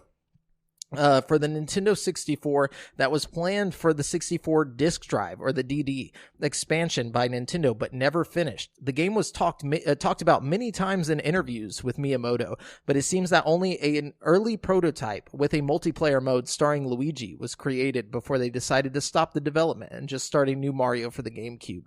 It is possible that some concepts of this game were later included in Super Mario 64 DS, Super Mario Sunshine, or Super Mario Galaxy. Nintendo never showed any screens from the Mario 64 2 prototype, but we can still hope that they could release some images in one of the Iwata. This is an older article, but some old interviews with Miyamoto that talks about Mario 64 2 were in the middle. This is what he says: "We're in the middle of preparing Mario 64 2 for release on the 64 disc drive. I'd like to take advantage of the 64 disc drive's ability to store information. As of now, Luigi's also a full part of the game, but we haven't started thinking about two-player gameplay with Mario and Luigi yet. We'll tackle that once we've got the system ironed out. We figured out the processing power issues, so we could do it if we tried." How many Luigi fans do you suppose there are? That was Miyamoto saying that. Editing department replies, "Quite a lot. If Luigi's really that popular, maybe I'll make a green box for Mario 64 2, he laughs. So that would have been tight as fuck to have like a co-op Super Mario 64 type game. Yeah, for sure, man. That whole game, just the concept of Super Mario 64 2. Yeah, dude. Excites me, you know? I get a huge kick out of like old school like polygonal graphic games that try to do things on like a next level. You know what I'm saying? Totally. Like it's so weird to me whenever I go back and they're like, "Oh, we were planning this big open world game, you know, for the Nintendo 64." And I'm like, you guys were thinking that far ahead back then? You know, like, and it's like back then whenever I was a kid, I couldn't even imagine that. You know, like Mario was next fucking level, dude. You know what I'm saying? And then they're like, "Yeah, it was Mario 64 2. We've got the power shit down. We could make it co-op. We could do all this, you know." And then they come out with Mario Sunshine. No offense, that would to have Mario like Sunshine. Destroyed my brain if they had made 64 2. Yeah, Sunshine was just not as exciting to me. You know what I mean? I don't know. Yeah, there's a lot of people that have gone back on their hate on that game and being like, "Oh no, it was great." I'm still, Delfino Plaza is just not my place. You know what I'm saying? I'm with you. Anyways, what do you got, Brent? Okay, let's see. So my first one, it's getting by on a little bit of a technicality here. Okay, I had a lot of options here, but this game actually did come out, but then was almost immediately pulled from the store, and it's probably never coming back again. So my first pick is going to be Devotion. Devotion, the Taiwanese game. It's a horror game. Was it on the DS? We've talked about this recently. This was a PC game. Oh, okay. And it actually came out, and then they had like a file they left in the game that like had a picture of like Winnie the Pooh. Yeah. And so they freaked out, but it was like one of the best horror games of 2019, apparently. And we'll probably never get to play it. You know what I mean? Which is a big, huge bummer, you know? Yeah. We lost Silent Hills and Devotion. Right? Two big, like, oh, these are going to be the shit, you know? Yeah, we might as well. I mean, speaking of which, Silent Hills is crazy too, you know, just for the record. Just to throw it out there. I didn't even put it on my list because I just figured it was kind of obvious. Yeah, everybody knows that. But dude, you know, for those of you that don't know about Silent Hills, just fucking YouTube that shit. It'll blow your fucking cap back. You know what I mean? I feel like there's like a horror game curse right now where like anything too promising. Yeah, and next level, like it's going to change the game. They're like, no, we're not ready for this. It's like electric cars, you know? They're like, nah. No, but anyways, so another game that this one, I'm not saying that you'll wish you have played this one. I just put this one on here because I thought it was super funny and super interesting. So X-Girl. Like the letter X and then girl. So X-Girl is a canceled girlfriend simulation game that was in development by Angel Studios, which is now the modern day Rockstar San Diego. Really? Around 2000. Planned to be published by Microsoft as a launch game for their original Xbox. What? Yeah, you can imagine it somehow like Seaman or Hey You Pikachu, but with a girlfriend as the main character to interact with. That's so fucked up. Yeah, so Hey You Pikachu with a fucking girl? But it's a chick, and so with like really good graphics. So it's like, as far as we know, X-Girl did not use voice commands, and it was more like a traditional pet/life simulation, such as the Creatures or Tamagotchi series. While the project was never officially announced, details about its existence were found online on resumes of former Angel Studios / Rockstar San Diego developers. Carlos Pedroza, who worked as the lead artist at Angel Studios, listed the game on his website. Michael Limber, who worked as chief creative officer at Angel Studios, wrote on his old website, quote, interactive test application for Microsoft for the launch of the Xbox. Kind of an interactive girlfriend project. X-Girl had natural, engaging facial animations and reacted to various controller inputs. What the fuck? So that shows you where the industry was as a whole back in those days. This is like whenever Dead or Alive was still just giant jiggly titties and like, you know, like SSX, or not SSX, but BMX XX, you know, like, yeah. You know, this was a time whenever like video games were still trying to like, sell it to like teenage boys, and they're just like, yeah, we just put tits on this, it'll sell like hotcakes, you know? Like, so it's hard to imagine that was like sponsored by Microsoft and like a fucking launch title, dude. It like, was gonna be like I could see it coming out on Xbox for sure. But like, original Xbox for sure. But dude. like, holy shit, dude. X-Girl. All these like preteens would have their first virtual girlfriend. Like, they were trying to turn us into Japan before it. You know, I could see why this didn't go through, you know? But yeah, put it that way. So I thought that one was really interesting and funny. Oh yeah. I'm not saying it's a good idea. I just think it was funny that it was a thing. That's a good one. Yeah. Okay. So mine is one that I really do want to play a lot. What's that? And I still would play it if they made it today. It's a game called Marvel Chaos. Okay. This game was basically the spiritual successor to Marvel Nemesis Rise of the Imperfects. Oh, shit, really? Okay. Yeah, it only made it to the prototype stages, and the project shut down in 2007. But it was, you know, how Rise of the Imperfects had, like, a couple characters that were, like, the imperfect characters that were, like, special characters made for the game. Yeah. They got a lot of shit for that. So they, like, basically cut all that out, and they did the whole game over with just Marvel characters. And, like, made the graphics really good and the physics really good. And, like, it just looked tight as hell. Like, it looked really... I mean, I already love Marvel Nemesis. Yeah, it's one of my favorite games ever. So just the thought of, like, a better version of that, like, just... Oh, it gets me dude. so geeked with up. more Marvel characters. I would imagine like Nightcrawler and shit in there. Can you imagine that with today's technology? Like, that would be the sickest game ever, dude. It would. People don't play those types of games anymore, though, unfortunately. But it would be tight, especially with like online and stuff. Oh man. Yeah. So my next game is called Game of Death. So Game of Death is a canceled survival horror action game that was in development for PlayStation 2, Xbox, and PC by German team Burns Entertainment Software in 2001.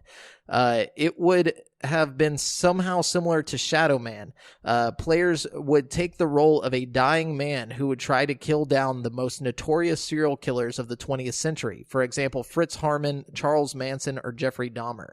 Horror films director Georg Buttgereit, who worked on such movies as Necromantic and Scram, was the one who created Game of Death's concept and characters, a psychological horror game with an original gameplay mechanic. The game's protagonist is a young man sent to a hospital after a lethal car accident. While doctors try to save him, he dreams of a strange world in which you have to defeat evil serial killers to survive. Each homicidal maniac must be killed by their own method, either choked, cut to pieces with a chainsaw, shot with a shotgun, crucified, and so on. You had to obtain the right weapons able to kill each boss by taking them from the less powerful monsters found in each level. It was necessary to learn and exploit the boss's weaknesses to survive. Otherwise, it would have been impossible to beat them. Players would have been able to read through the case files for those serial killers to find clues about their modus operandi and weakness. At the same time, players would try to not become a murderer themselves by killing bosses only during special circumstances. For example, for self-defense, through the release of their kidnapped victims, and so on. This would permit to eliminate the serial killers without losing your quote-unquote innocence. Otherwise, you could also lose your life at the end of the game. More than 40 maniac bosses were planned for the game, each on with their own level accessible from a hub zone, a giant bone cathedral. As far as we know, Burns Games were not able to find a publisher for Game of Death, maybe because of its settings. In the end, the game was canceled and the company vanished forever after a few years. Game of Death soundtrack would have been composed by Rod Army. Dang, that sounds tight. Yeah, it's a really cool concept. I would have played that. Yeah. I feel like that has a lot of potential, man. I feel like they could still do that, and it would be even better today, you know? Exactly. And just get real life serial killer. I guess that's probably why it didn't work. But you don't even have to do real life serial killers. Just take that same gameplay mechanic and just create fictional serial killers that are in the same vein as the real one, inspired by. I like the real life serial killers. I think that I would do be too, tight. but I don't think you could publish it. You know what I'm saying? Obviously it didn't work for them. You know what I'm saying? It's you just go and look at Jeffrey Dahmer and then create a character that's basically Jeffrey Dahmer. Jeffrey Dahmer. Yeah, that'd be tight. Anyways, I thought that was a cool game. That I'd love to play. I would also love to play that. That's pretty cool. Okay, what you got? Okay, so check this out. The canceled Clay Fighter reboot. Okay? Oh, yeah. I remember this. On March 1st, 2015, Interplay announced that a remastered Clay Fighter would be released sometime in 2016 and would be developed in partnership with Drip Drop Games. It would include more than 20 characters and 20 familiar environments, unique claytalities, and new mechanics like double jumping, air dashing, counters, and reversals. The game has since been canceled, as in 2016, Interplay announced the intellectual rights to Clay Fighter, and many other titles would be sold off. Yeah, that was going to come to the Wii, I think. That's Wii U, right? Or DS. I'm not sure. I know that they actually did put one out on the Wii. They put Clay Fighter 64 and a half out on the Wii through the Virtual Store or something. But I thought they were going to reboot it for Nintendo. I'm not entirely sure. Yeah, I think it was going to come to everything. I could be wrong, but either way, it still would have been tight. Yeah. This next one is called, or they don't have a title for it yet, but it's called, everyone's calling it Savage Starlight. So today's Naughty Dog is mostly loved for their modern world adventures, such as the Uncharted and the Last of Us series. But during the PS2 generation, they were mostly known for their fantasy sci-fi series Jak and Daxter. It's easy to see how they would have considered another futuristic project when they moved development to the PlayStation 3. And while a Jak and Daxter 4 was pitched, they also planned a different, more mature sci-fi adventure. This canceled untitled sci-fi game was revealed by them in their Naughty Dog's 30th anniversary art book. We explored the idea of doing a science fiction game following the Jak and Daxter franchise, complete with androids, robots, and futuristic weapons. Whenever they say following, they mean after they finished Jak and Daxter. It says, the sci-fi game was going to be centered around a city that had been built up around a giant hole in the ground. No one knew exactly what created the hole, but the adventure adventure would have the player exploring the depths. In the end, Naughty Dog worked on Uncharted instead, and it became such a huge success to shape up their following projects and sequels. There are some rumors about a possible resurrection of their sci-fi concept, thanks to an interview by GameCrate with Naughty Dog game director Bruce Straley. Quote, "Yeah, I'm not going to drop hints to what it is because who knows, it might actually happen. There's one image in there that's still in the back of my mind that I'd like to make a game out of. There's one image. I'm just letting you know that it's very possible. There's still a story. There's some great game ideas. There's a lot of really cool stuff in the thing. Like, I think it'd be really cool to see if Naughty Dog could do this game. I don't think anybody else could do this game like Naughty Dog could do this game. It's one image." Some people relate this lost sci-fi pitch with another sci-fi story titled Savage Starlight, a fictional comic book series that Naughty Dog put into The Last of Us as collectible items. While the name Savage Starlight is mostly used by fans to indicate Naughty Dog's future, possible science fiction game, it seems the plot of the comics is quite different from what is known of their canceled PS3 project. But still, it's interesting. Very interesting that Naughty Dog could have had a sci-fi I like that. I like the idea of like a city with like a giant hole in it, and like the city's built around it. Nobody knows what's in the hole. Like it's such a weird concept, but I feel like it could have been Last of Us like level, like totally seriousness. Totally. I don't know. Just Naughty Dog's track record. I mean, they don't exactly put out shitty games. No. What I mean? I like how it was either Uncharted or that. And like Uncharted won out. I still want to know what that could have been. Like, I wonder why Uncharted won out. You think just maybe like the popularity of Tomb Raider or something? Like, well, I think it was just more marketable. I imagine the publisher that took them on was like, or Sony was like, this one will probably sell better. It'll sell to more people. Man, I would love to see that though. Yeah, at least we know it might possibly happen. Let's see, what number are we on right now? I'm on my last one, so you should be on the one before your last one. Okay, so this is another one that is fairly recently canceled. In the Valley of the Gods. This was Campo Santo, the people who did Firewatch's new game. I was really excited about this. They had all this beautiful footage of people going through pyramids in Egypt. It looked awesome. The art style was exciting. And now it's canceled because most of the team is working on Half-Life Alyx, which, don't get me wrong, I love VR. I'm hyped about Half-Life Alyx, but still wanted that Campo Santos. Wanted that Campo Santos. I hope this project re-emerges at some point in the future as a VR game, whenever Valve takes off with the VR shit. You know what I mean? That would be tight. It would be tight. Maybe so. Maybe one day. My last one is probably the least exciting one to everybody else, but I thought it would have been dope. But Donkey Kong Racing, a tech demo for a Donkey Kong game on the GameCube was shown at Space World 2001, so this was an actual video that was shown at like Space World, which was like, kind of like E3. The game was called Donkey Kong Racing and shown various characters, including Donkey Kong, Diddy Kong, and Taj the Genie, racing on Ellie, Espresso, Rambi, OnGuard, and Zinger, and presumably Neki, Army, and Chomps Jr. that had been introduced in previous Donkey Kong games by Rare. This project was going to be a spiritual sequel to Diddy Kong Racing. Following the sale of Rare to Microsoft in 2002, Rare announced that they were concentrating their efforts on Xbox games. From some rumors, it seems that the Donkey Kong Racing concept was somehow ported to the original Xbox, minus the Nintendo characters. The game so became known as Saberman Stampede Racing, with the Saberwolf cast of characters. The Xbox version evolved into something more than just a racing game, and the adventure style that you can feel in Diddy Kong Racing was even more expanded. Sadly, not much info is available on the subject, and in the end, even the Xbox version was canceled. An Xbox 360 port was started too, but never finished. Some of the concepts of Saberman Stampede 360 were reused as initial ideas for Banjo and Kazooie Nuts and Bolts. It was a pure racing game.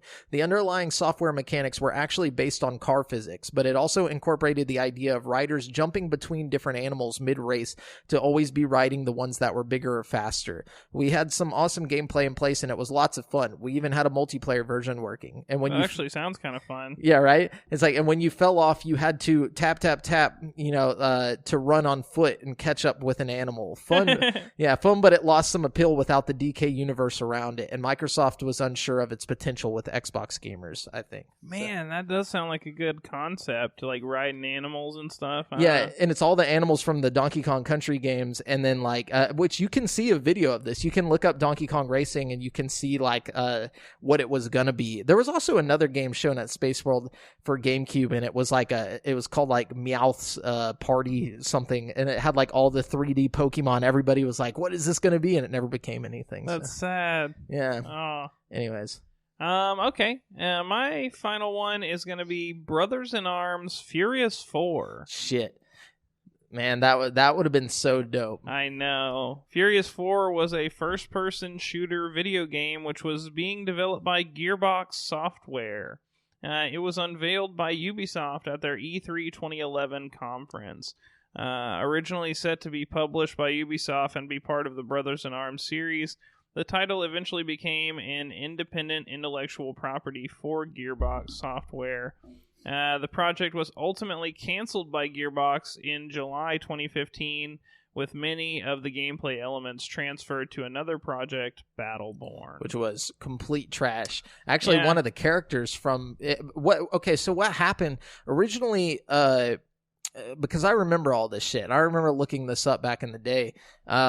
The game was originally being developed by the studio that did the other Brothers in Arms games, and then they ended up selling it to, or somehow Gearbox acquired the rights and split the IP. So it was called Brothers in Arms Furious 4 or whatever.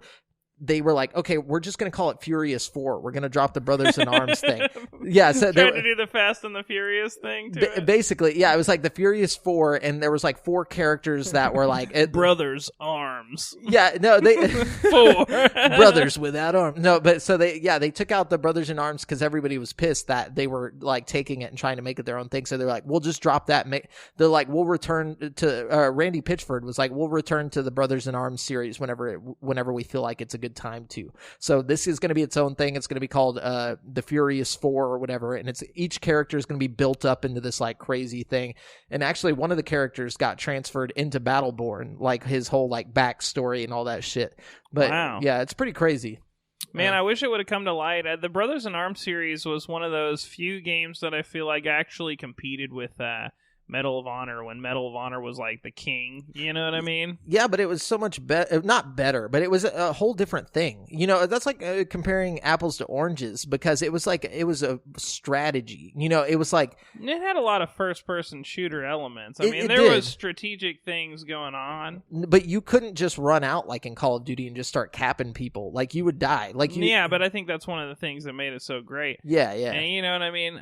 But at the same time, there weren't a lot of World War II first-person shooters out at that time. So, I mean... That's true. You know. But yeah, I was going to say... damn it. I was going to tell you something about... do you remember the Conflict games? Like Conflict Desert Storm and Conflict? Dude, I love Conflict Desert Storm. That was a good one. Next time we do this, we do like part 2 to this. We got to... They were going to reboot that, and like they had like all this video footage of it and stuff. Really? Oh man, yeah. Oh man, I've got a whole list of other ones we can do. We can do that next week if you want. I don't care. Yeah, we'll figure out what we're going to do. But just know, guys, we are going to do more of these. I honestly have a lot of fun talking about shit like this. Yeah, me too. Yeah, I'm definitely full rager right now. No, I'm just kidding. No. Anyways, that's it for the topic of the show. We're gonna jump on over to the People's Champ. Oh man, the champion of the people. Oh goodness. Do we got some champs? Do we have somebody who's champ worthy? Let's see. Gotta check out the champs. Gotta check out the champs. Gotta check out the champs.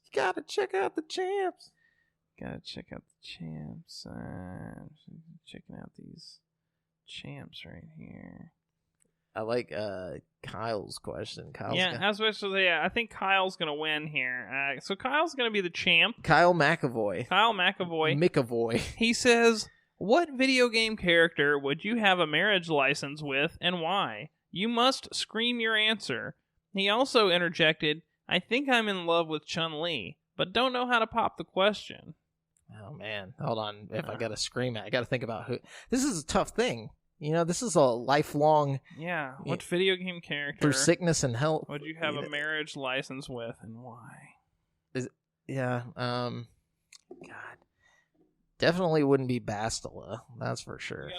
You gotta scream it. I know. That's not who I'm picking. So when I pick it,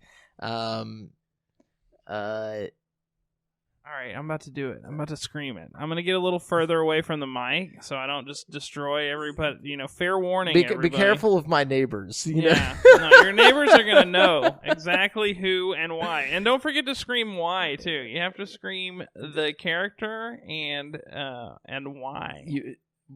Oh, wow. So all of that has to be screamed? Okay, so here we go. Christy from Dead or Alive because of the titties!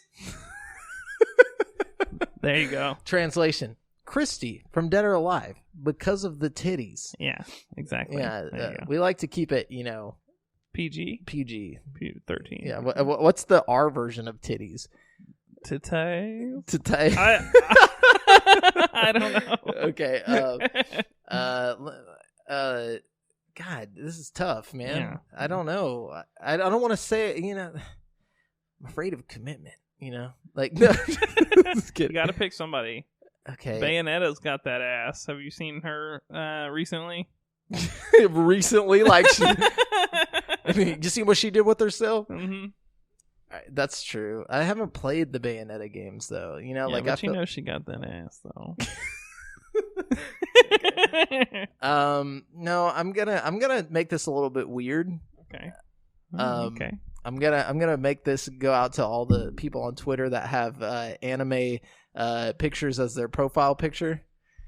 Rogue, because it's fucking weird. Rogue, the bat from Sonic the Hedgehog. Oh God. Do you remember that bitch? You're a furry, bro? Dude, no, but whenever I was I think I was 9 or something, and that. You're talking about the pink hedgehog, right? No, not the hedgehog, the bat, the chick. Oh. Hold on, let me show me a picture. Yeah, I gotta show Brent a picture. Y'all at home? Does she got that ass though? It's more like a little bit. Does she throw that ass at the speed of sound? Oh shit! Yeah, okay. They were trying. She could get it. She could get it. They were definitely trying to fuck kids up back in the day. Bro, okay. Yeah, I remember it, she'd come out and she'd be like, hey, and I'm just like, what the fuck? I'm like, why do I find that attractive? I was 9 years old questioning myself.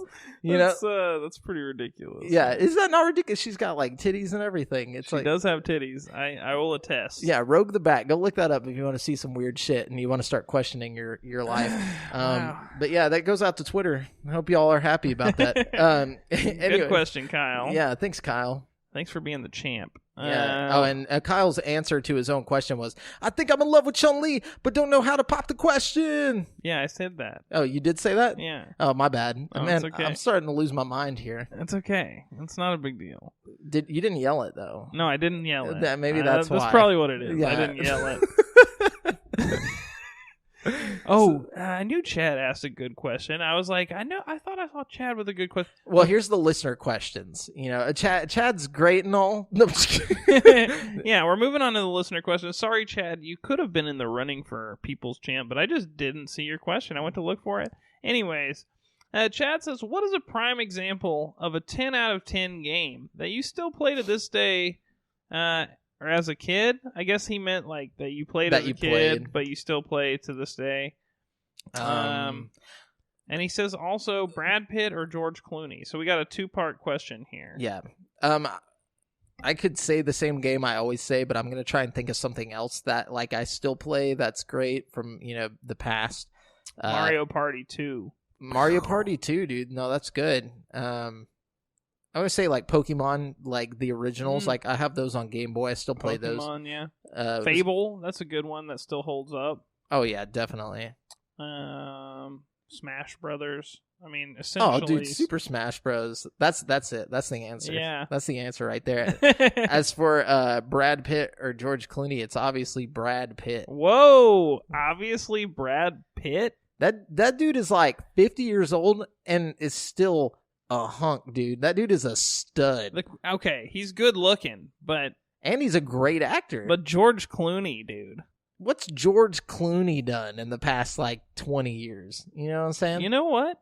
You're right. Yeah, what's he been doing? I'm going Team Brad Pitt. Yeah, Team Pitt, dude. I'm jumping ship on Clooney.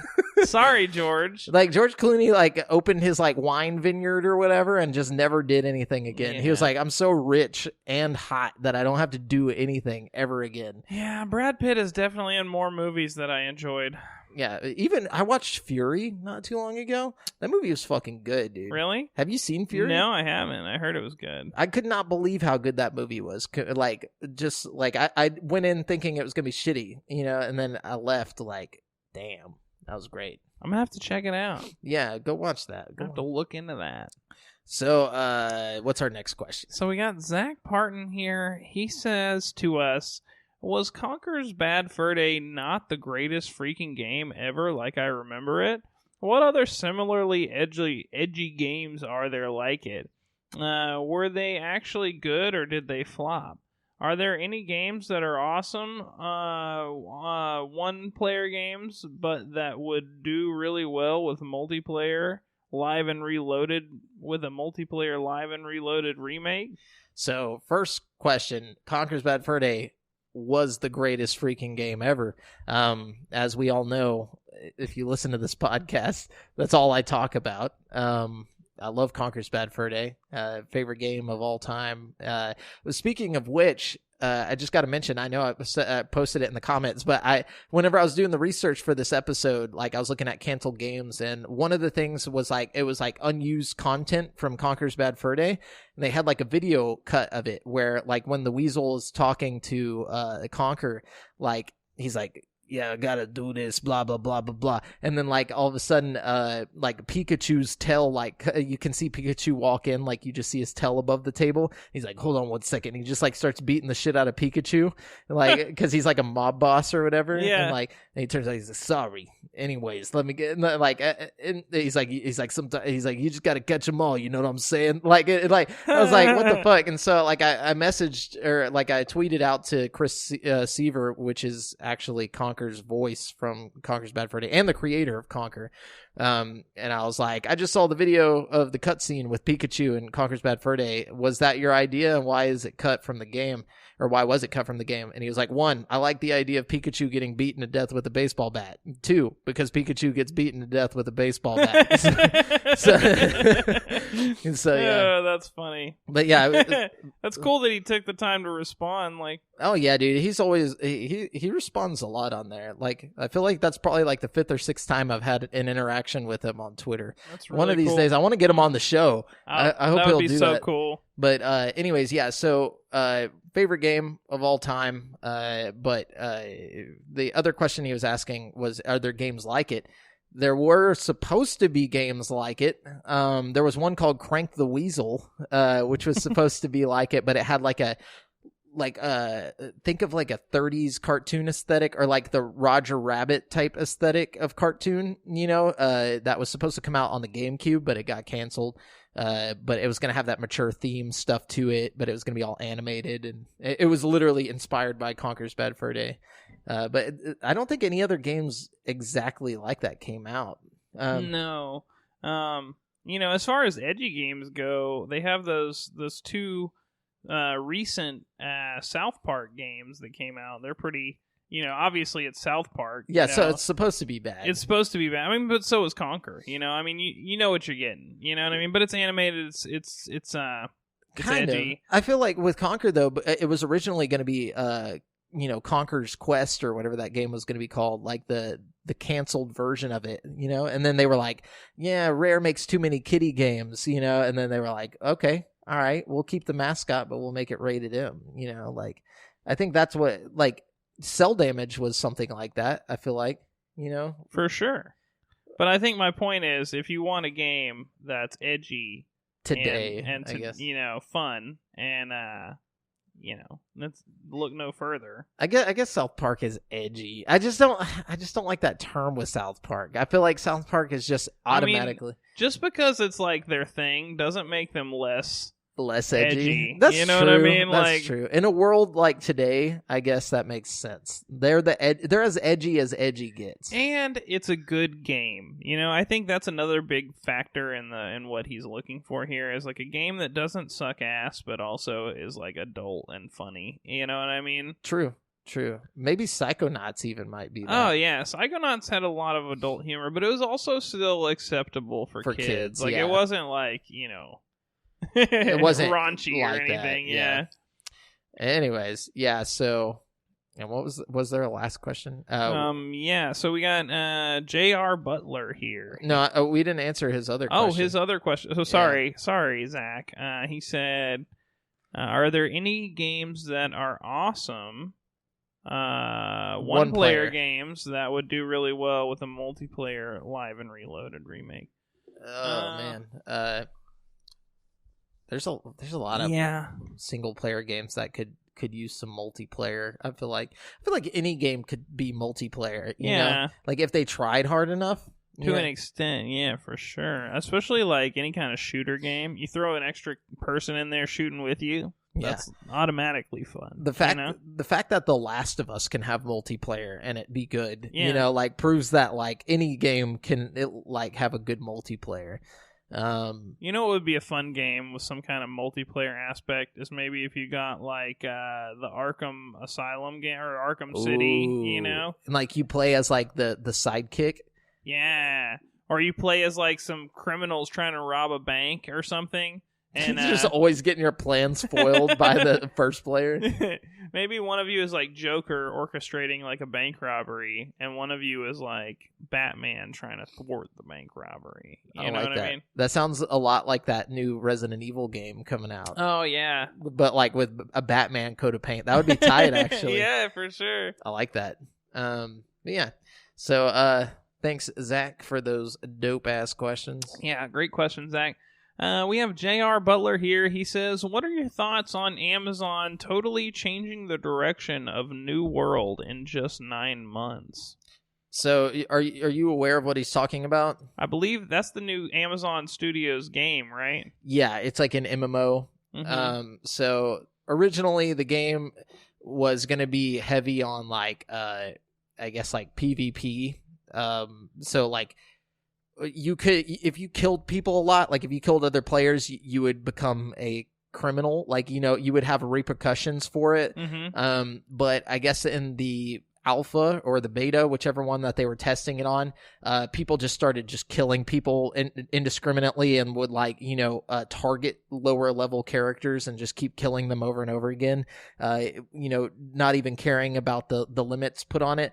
So they came out and they were like, this isn't what we expected it to be. This isn't what we imagined. What went from PvP turned into PKing or like player killing. So they, in the last 9 months, they basically switched it to where now there's no player killing unless it's been like agreed upon by both characters and like all this shit. So that's smart. That's what I say. There's a reason why they do that in like Fallout 76 and stuff. You know what I mean? Like, you don't want to be griefed the whole time. Yeah, exactly. It's like I understand. Like, I get that the game was built around the idea of this PvP, but I think it was a bad idea for them to build a game around that idea, knowing how toxic the internet can be. Totally. Like, have they never been on a forum before? Like, even like Grand Theft Auto 5 and stuff has had to implement like griefing mechanics online. You know what I mean? Yeah. Like, it's bad. People are just fucking crazy. You know what I mean? Like, especially in a game where, like in New World, where if you were killed, you lost all of the shit that you got. Except for what you were wearing. Like that would be so fucking annoying. Dude, yeah, fuck that. It's like, how could you gain levels or how could you even raise, your character's level if every time you walked outside you were just killed instantly? It just sucks. But so I get it. I understand. I hope this isn't the only game that Amazon puts out, because I just feel like you can't just jump right into the MMOs. To MMOs? You know what I mean? Like, I don't know. Well, they got that Amazon money, though. They could be doing whatever the fuck they want. Truth. Yeah. Okay. So we got Cody Goolsby here. He says Horde or Alliance? I don't really know. Is this like a World of Warcraft? It's a World of Warcraft thing. I'm going to say Alliance just because I like alliances. I watch a lot of Survivor. You know what I'm saying? So I'll say Horde just because Brent said Alliance. All right. I like that. Now we're on opposing teams. Yes. And now I'm going to PK you, dude. No, I'm just kidding.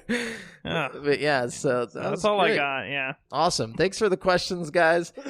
Maybe one day Brent and I will play an MMO like some real nerds, and then we can get back to you on whether we made the right choice on being Horde or Alliance. We should start like wearing like Horde and Alliance shirts, like, and like just every episode, just like, like make people believe that we just really care about, like, you know, World of Warcraft, and then whenever people ask us questions about it, we just like have no idea what they're fucking saying. We just hang World of Warcraft posters behind us, and like we just have the World of Warcraft movie playing on a loop through every episode in the background, just like Warcraft 3 figurines and shit. Like, we have no idea who they are, like what it means. Anyways, but yeah, so we're gonna round out the show with Brent's segment. It's Brent's super hardcore video game trivia challenge. These are 5 motherfucking questions on a motherfucking plane. Oh God! Today's topic is movie tie-in games. I've had it. No, just that's it. Number 1. All right. In the iconic first Spider-Man movie tie-in, ooh, which of these well-known Spider-Man villains is an unlockable playable character? Is it A, Doc Octopus, B, Venom, C, Green Goblin, or D, Carnage? Green Goblin. All right, you got one down. One down. 1 down. 4 to go. Starting them off easy today. Yeah, I was like, come on, bro. All right, number what you 2. Think What'd you think? No. Was the 2004 Chronicles of Riddick tie-in game Escape from Butcher Bay A, a prequel, B, a sequel, C, happening at the same time as the movies, or D, set in a world where the events of the movies never happened? Honestly, I didn't play it, and I never saw the first movie, so this is just a complete guess, and I'm going to say it's a sequel. It's a prequel, but you're close. So close. So close. All right. Could have been one way or the other. Yeah, I never played it, so. That's okay. That's okay. It's a good game. I did see... it's better than the movies, even. I did see the movie Riddick, though, like the one that came, the most recent one when I was working at the movie theaters. Yeah. And I thought it was pretty good, even though I had no fucking clue what was going on. The old ones are really good, actually. Like, they have a really good story. They're weird and interesting. Yeah, that's what I hear. I remember Dylan used to love them, and like I just never got around to watching it, so. Okay. Number 3. The 1997 GoldenEye video game for N64 actually released over a year after the movie of the same name. However, it got lots of publicity because the next film in the Bond series was coming around at the same time as the game. What movie came out around the same time as the GoldenEye game? Shit. Is it A, The World Is Not Enough, B, Casino Royale, C, Octopussy, or D, Tomorrow Never Dies? Oh, fuck.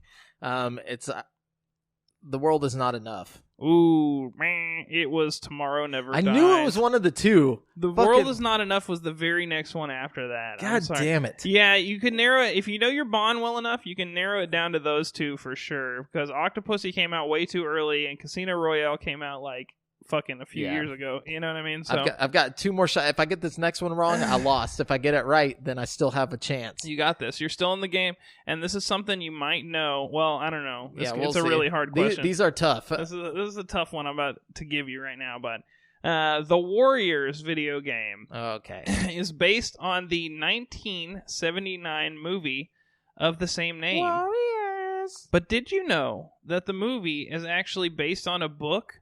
What year did the book come out? Oh, shit. Why would I fucking know this? Okay, what years? Is it A, 1937. B. 1975. C. 1965. Or D.